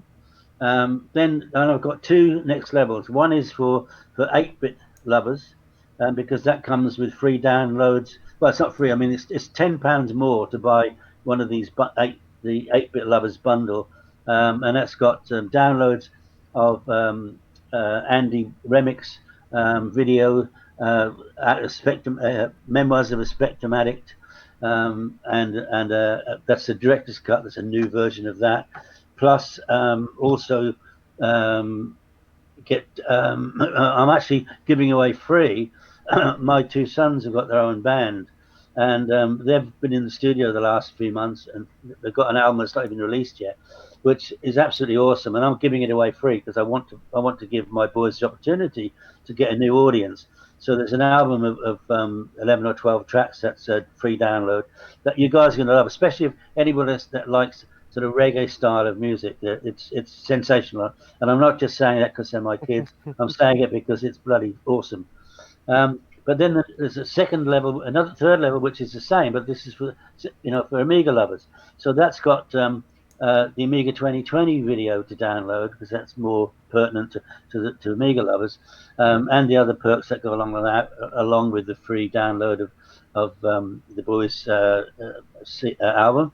And then we go to the bumper bundle, which it's got everything except the cake with the candle on the top, basically. So it's very simple and straightforward. There's no doubt in my mind that the bumper bundles, either one of them, they're by far the best value. Thing is, this is that the book, the cost of the shipping of the book is pretty much an unknown, and I've gone a little bit on the high side because it almost certainly will go up by the time the book's printed. But I think everybody, enjoy it, because I'm certain that what I'm going to deliver, you're going to be really happy with. I really hope so. The hard part I'm having is this free museum entry. I'm wondering how I'm going to collect that one from the United States here. No. The point is that these guys, it's Bart in Holland and Andrew in the UK. They've got these retro computer museums that need support. And I've always supported both of them. I've been to both places and signed books and done all sorts of things there. So I just said to them, look, why don't you give away a free ticket? If anybody can use it, they will. If they don't, then you've lost nothing. But it's one ticket. So let's say, you go over to Europe, you go to one of the Amiga 35 events next year, and that's going to hold. You might want to go and visit the museum. You've got a free ticket for entry. Now, the point of the fact is that A, it's putting somebody into his door. Secondly, you'll probably go with family, so you might have to buy another ticket and so on and so forth. So all it is, it's this cross promotion, and yeah, I think we all know that a lot of people will not use those free tickets, but it's there if you want to. You can give them to somebody else, somebody else is going to Europe. I want to cash in on those. It's a I think- motivation to get there. That sounds museum like- looks It beautiful. sounds like you and me have to arrange a trip. We got to do it. That museum looks beautiful. I follow them on Instagram, and their collection is awesome. And David, that's a good point too. Just on a personal note, there's a lot of museums here in the States are closing due to the COVID, including one. I have a film in a museum in Hollywood. I had a film in a museum in Hollywood all about Vanity Fair and the Hollywood issue, and sadly that museum closed. They couldn't remain open during COVID. So supporting the museums is a really, really important and honorable thing to do. So thank you for that. And these computer museums keep the history alive, and they can introduce the next generation to all the computers that we loved growing up. It's really important. Hey, Bill, if you want just 1 second, I'd like to talk to your viewers for just one moment. Okay, go ahead. I want to just tell everybody, when you go on the Kickstarter, this is very important. You keep scrolling down. That one on the bottom, that's the one you want. That's the level you want to bid. You just back at that level, everybody. That's. Thanks for that PSA, Anthony. I'm always trying to help everyone. Look at that. But here's a shot from the museum. Look at that. That's gorgeous. Look at that gorgeous Commodore 64 there. I love how they have everything set up and laid out too. I want to make the trip. Yeah. There's a picture. There's a picture of the museum, and that got me like right away. And the chairs in front of each computer is just an interesting, because I mean I'm guessing that means that all these machines are operable in there. In that. Oh yes, absolutely they are. Yeah, and can I also tell you that the museum in the UK in Leicester that has got a copy of Commodore's Royal Warrant. Commodore, actually, when I joined Commodore in '83, they'd just been awarded the Royal Warrant, because apparently the royal household had bought some pets. So we had the Royal Warrant for a short amount of time, and that Royal Warrant actually appeared on the VIC-20 packaging. It was actually the label we were able to use. But anyway, when Commodore closed down, I rescued the warrant from a skip. Wow. Somebody was going to throw it away. Anyway, so I kept it. And to be honest, the truth of the matter is I actually took a color photocopy of it. I think as a backup, if you like. So anyway, I gave the original one, I gave to, there's a museum in Cambridge, a Museum of Computing History it's called. They are very well supported by government, and because of their proximity to Cambridge University and stuff, they don't need as much help, I think, personally, as guys like Andrew do in Leicester. But anyway, I gave that to them because I thought it was the right place for it. And then one day I discovered I'd got a color copy, and which looks exactly the same as the original. It really does. So I gave that to them in Leicester, and they absolutely love it. They put it up in pride of place, and they absolutely adore it. The other thing that they've got is, out of all of the books I had printed, I found 2 books where the book has been printed with the cover on upside down. So when you open the front page, it's the back of the book. Right? There's 2 of those. So I've given them one. They're not ever allowed to sell it because it would be worth a lot of money, I think. And I've got one which I'm just going to keep for myself forever. But I'm a great believer. We have to support each other. We absolutely do. That's awesome, man. It's a small community, and it really is important. And you can conquer more when you align yourself with people versus trying to do everything on your own. It's a team effort, Absolutely. David, it's just been awesome. 10-minute Amiga Retrocast just backed your project for £40, and everyone else should too. David, this has been awesome. I can't believe. I said 2 hours. I knew it was gonna go 3, though, to be honest, because I know you have so many amazing stories, and you've got even more stories to tell. If you want a link to the Kickstarter, do !book in the chat. I'm also going to put the link into the description of the video. David, I know you have davidpleasance.com. Can people go to davidpleasance.com to buy Commodore The Inside Story, the book I've got right here? No, that's Downtime Publishing. Downtime Publishing. Got it. Okay. Yeah, downtimepublishing.com, please. I'll put that link in the description too. Just to explain, I'm moving over to davidpleasance.com, But until it's all completely set up and running, I'm not prepared to put down downtimepublishing.com because it's working and people are buying all the time from me. So as soon as it's ready, I will convert over to that. But for the moment, just keeping them separate. Cheers. David, is there any, I mean, you've talked extensively here today. Is there anything else that you would like to add that you didn't mention today? Oh, not really. I just want to say, you guys, all of you guys, you'll never understand how thrilled and blessed I feel about the way that I've been accepted into this community, especially after 25 years in the wilderness, because obviously when Commodore, eventually got sold to Escom, I was battered and bruised. I got out of the industry completely. I really went under the radar. I remarried. I married a Dominican girl. We went to Australia. I bought a restaurant and ran that for 5 years, opened a couple of other businesses, and I had nothing whatsoever to do with the industry. And it was a shock when I suddenly got an invite via email to go to the Amiga 30 celebration in Amsterdam. And I walked into it and I suddenly find I'm being treated like a rock star. And I always have to say is that I can't thank you enough. Anybody who's met me, you know who I am. I'm 100% what you see is what you get. I don't have any side to me. If I don't agree with something, I'll tell you because I believe that's the right way to be in life. And the good thing is that I could never be a liar because my memory's not good enough. So that's why anybody asks me a question, I can tell it from my heart. That's how I remember it, and I don't have to worry about what lie did I tell. So, but the most important thing, the message is thank you guys for your support for me, and yes, I'd love you to buy the book.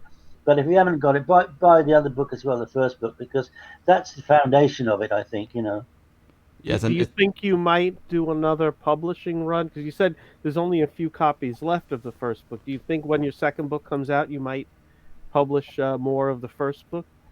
It depends on the demand. Obviously, I'm not going to print something that's going to sit there and gather dust because that's just that's insane.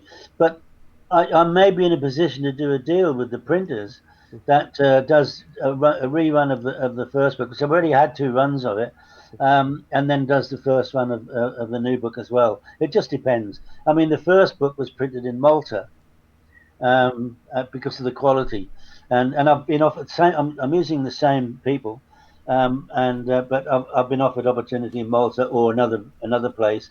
The other place is a little bit cheaper. I just need to see the quality of what comes out, but I want the same quality at the very least as the first book was. But yes, in answer to your question, if there is a demand there, I will do another run. What about an ebook version of it? So, if it's cost prohibitive, they're already out, and they are on offer on the £40 level. There's ebook version, and there's 3 versions of ebook. There's Mobi,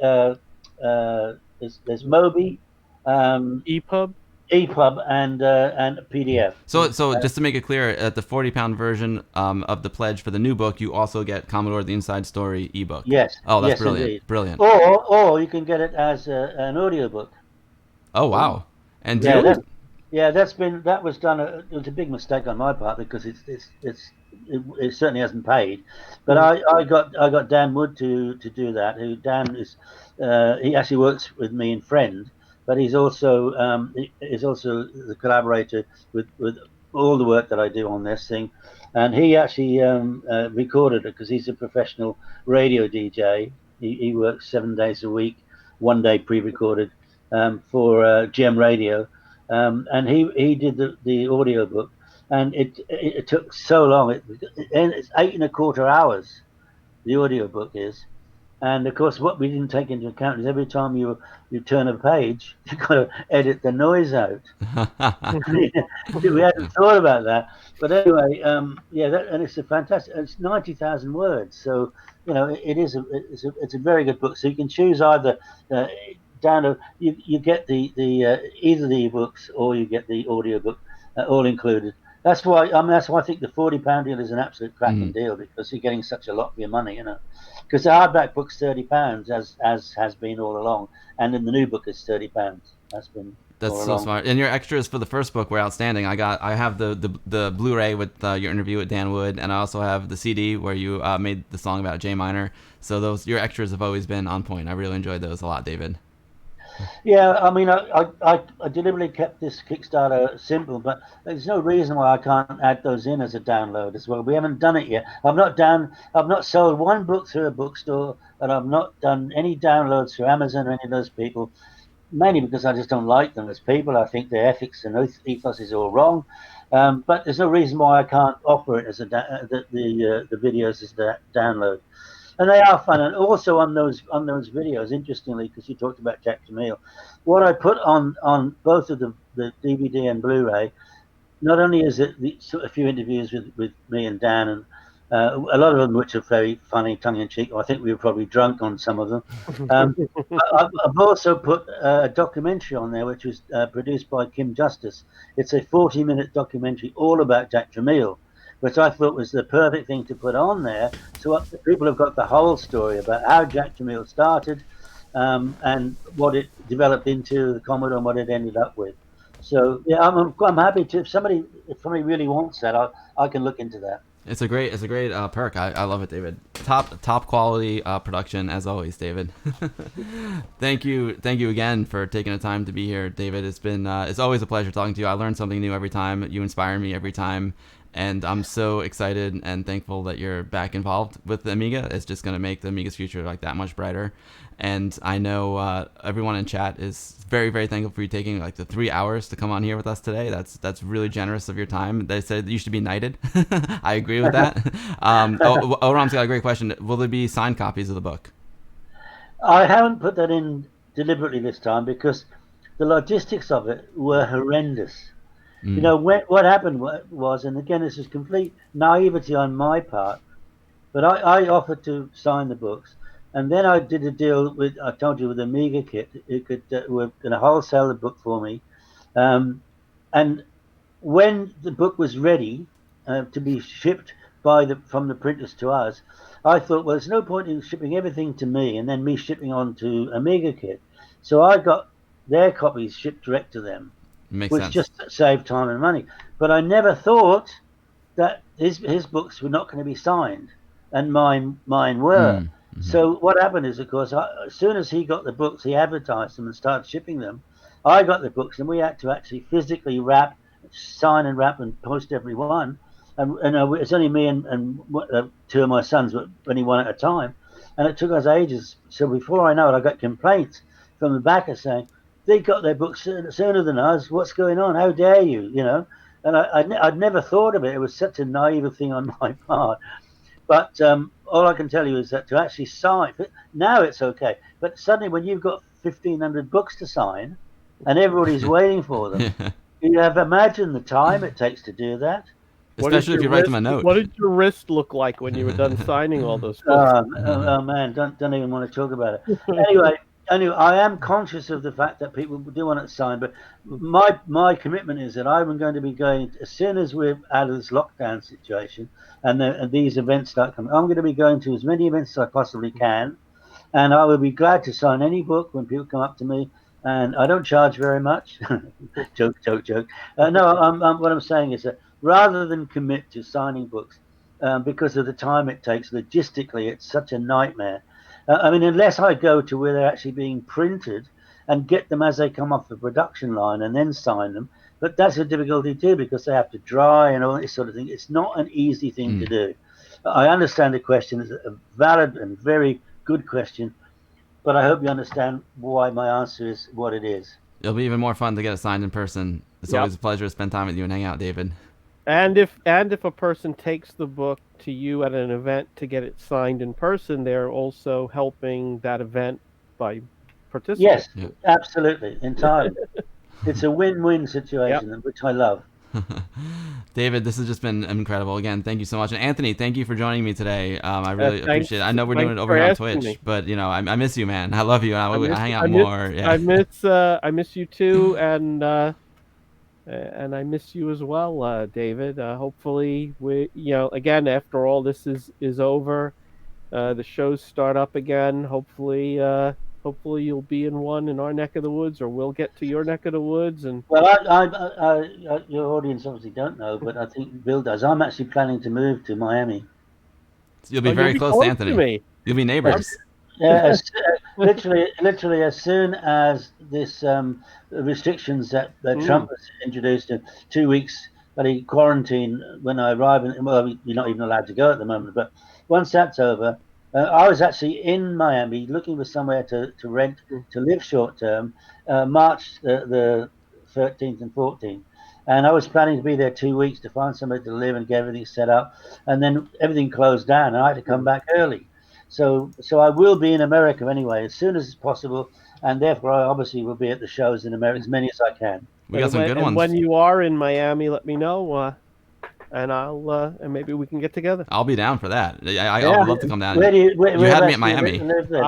I'm up just a little north of Naples in Florida. So okay, that's fine. That's lovely up there. That's Clearwater, that sort of area. Fort Myers area. Oh, okay. We got a lot of good shows here too, David. You know, we have Vintage Computer Festival East that Anthony and I exhibit at. There's a whole bunch of vintage computer festivals under that umbrella here. We've got AMI West. I know there's a big Commodore show in Las Vegas as well. So there's good events here as well. Well, it was my intention to attend as many of them as I possibly can. David, thanks again, and thanks everyone for watching today. Anthony, thank you, my man. When I hang up with you guys, I'm gonna have to hang up with both of you at the same time, so I'll say goodbye to both of you. And both of you, I really appreciate your time today. Thank you, awesome. Thank you, the audience, for being such great listeners. Yeah, and David, thanks. Good luck. I mean, really, good luck with the Kickstarter. I know you're gonna smash the goal. You're gonna crush it. I'm looking forward to seeing the result once you do smash it. Yeah, fantastic. Thank you so much, guys. Thanks. All right. Have a great one. Have a great rest of your weekend, guys. Bye-bye. Stay safe. Yeah, exactly. You too. Amiga forever. Amiga forever. Amiga forever. And Vampire forever. Yeah.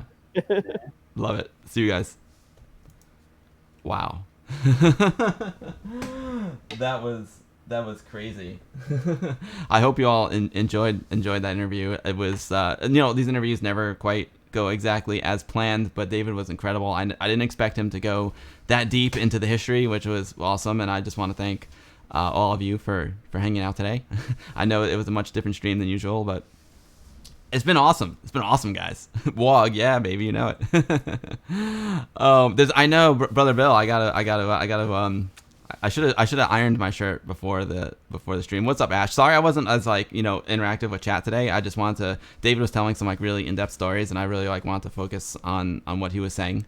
So sorry I wasn't as interactive with the chat as usual. But I really appreciate everyone who hung out and watched the stream. I hope y'all enjoyed it. I love podcasts. I love interviews. I love podcasts. So I hope it did it justice. You loved it, guys. Thank you. Rule of Thirds. Thank you for the 200 biddies. Ash, what's up, Ash? It was awesome. Thank you, guys. Awkward Aardbach. Interesting. Good.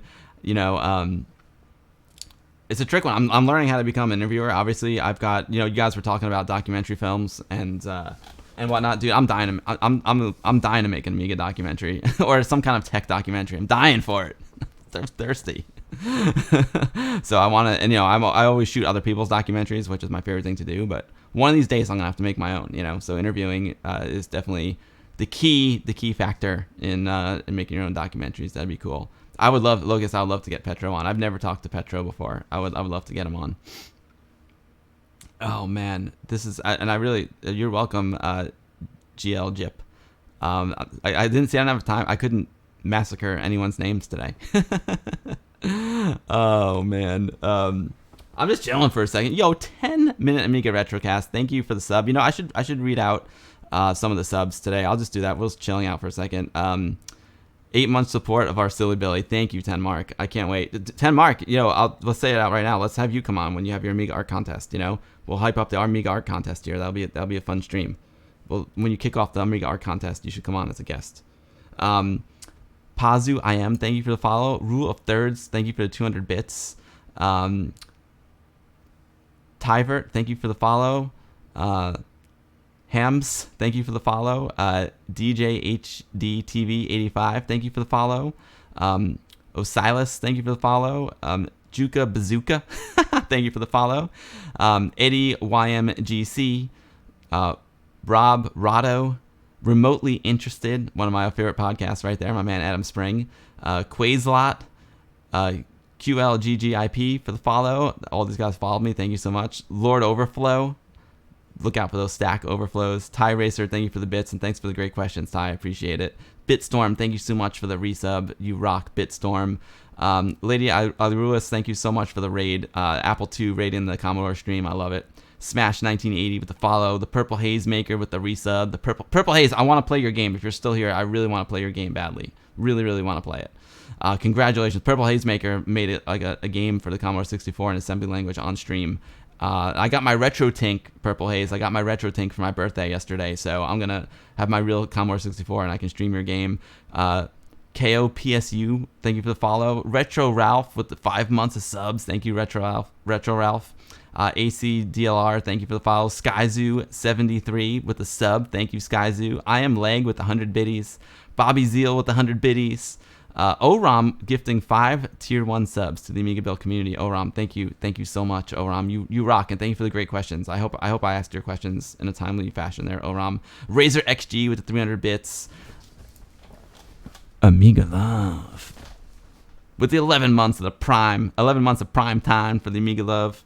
Poetic Android with the 14 months. Oram with the 5 months. Thank you all so much for your support today. Yeah, Purple Haze. You know what? Purple Haze, yeah, we're getting ready for the tub right now.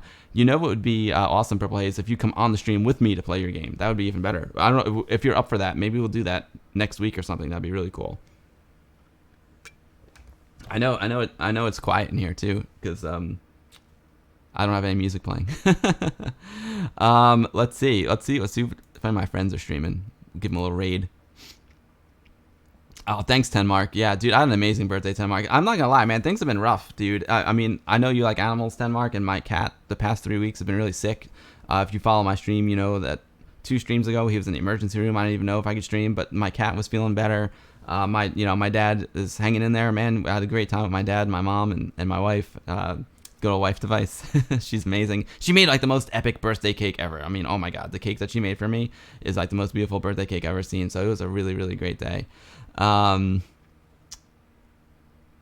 Yeah, dude, that's a Mandala saying he'd love if someone did a book or video documentary on the productivity apps from the Amiga. That's kind of, I mean, Mandala, that's kind of some of my hopes that I would do on YouTube, but I would love to do that as well, but I really want to like make a proper cinematic documentary, you know what I mean? I mean, that's going to happen too with Arcadia that I'm doing with Zach, but Arcadia is Zach's film, you know, and I'm going to shoot it for him, make it look awesome, but I'm thinking my own film too.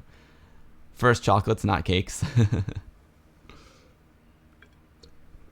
Locust, this is one of the best streams you've seen so far. Thank you. Yo, P3J4M. Thank you for the follow. So, are you guys psyched? Are you guys psyched about David's book? I think it's gonna be really good. It'll be interesting to see the approach that he takes, and who's involved in the book and what information gets revealed. Because Amiga copyright stuff is a subject I've always avoided. It's kind of like talking politics in a way. I come on these streams to kind of forget about all that kind of stuff and just hang out with you guys and play games and be creative, So it'll be interesting to see some of the things that get revealed in David's book. I hope you guys, enjoyed the interview. Oh, Pred Zeta's got a birthday every Sunday. You're too kind, Pred Zeta. Thank you.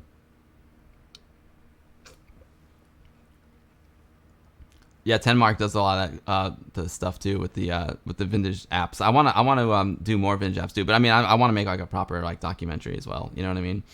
I plan to do more vintage apps, but I'm doing the streams, man. I love the streams. But Tenmark's got it covered. Who am I following Twitch? Streaming right now. Oh yeah, that's right. There's another. Here's a big part. Here's a nice piece of Amiga news. The new version of Amiga Live came out on my birthday.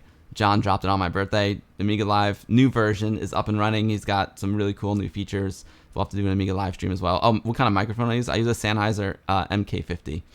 Sennheiser MK50. I would love 2K Indiana. I would love to. Locust, no, this is another thing I got. This is something I didn't really get to with David. I want to get into that as well. But yeah, I got a Mister, and I'm so excited for the Mister. It was a gift. This is a birthday gift from Scott at retrobench.com. I'm just absolutely blown away. And he made this case custom for me with Amiga colors. It's really, really beautiful. So there'll be a Mister stream. There'll be a Mister stream, don't you worry. I was a great stream manager. Thank you. It's tricky because sometimes I just figured I'd let David talk instead of like jump in and try and steer it. I figured he has so many good stories, and I know you guys were enjoying it. I was trying to get a pulse of the chat, and so I just let him go because he was saying so much good stuff, Amiga Mark, Colin Proudfoot might be up for an interview. Yeah.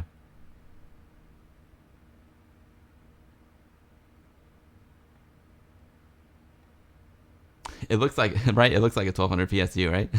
That's hilarious. Yeah, it's pretty rad. I dig it. I can't wait. Can't wait to fire up this Mister. Yes, he is 10 Mark.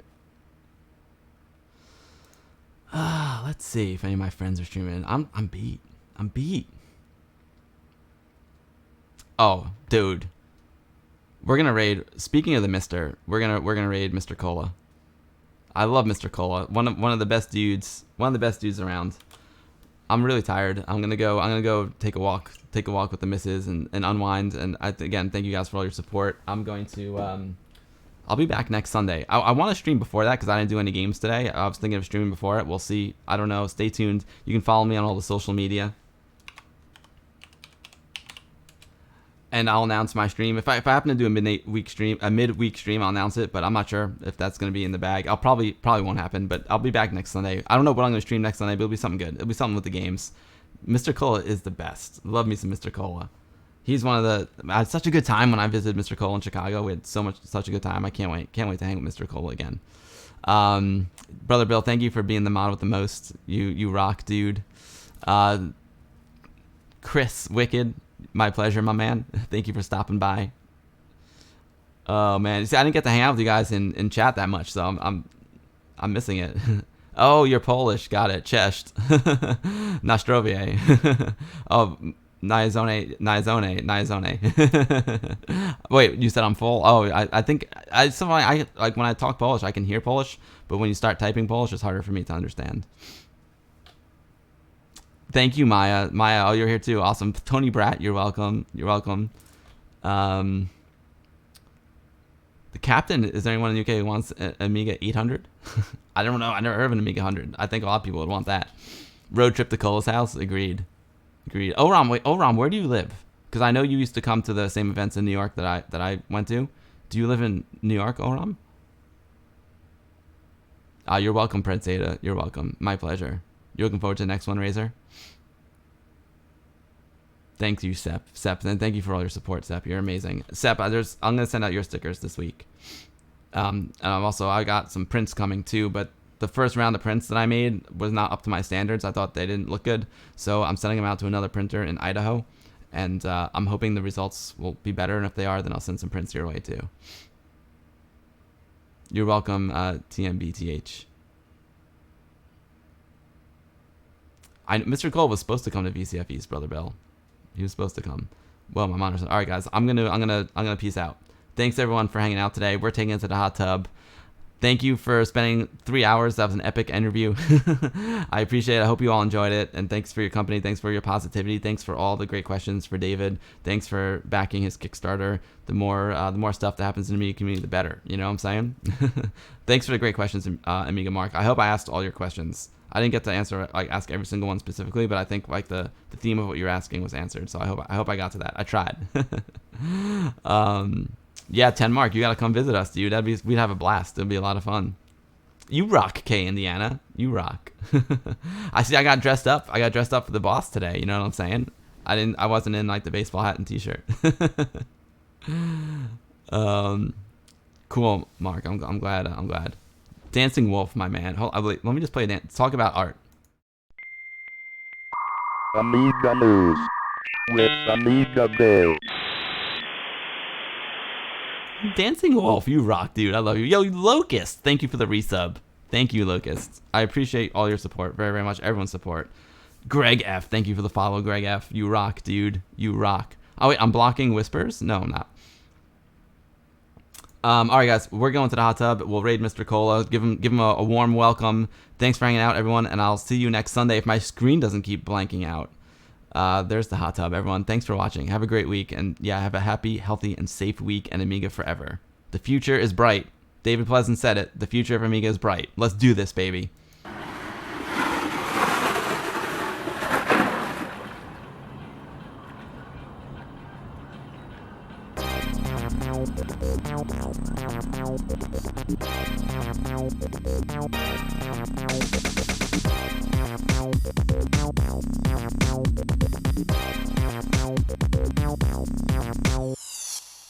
Thank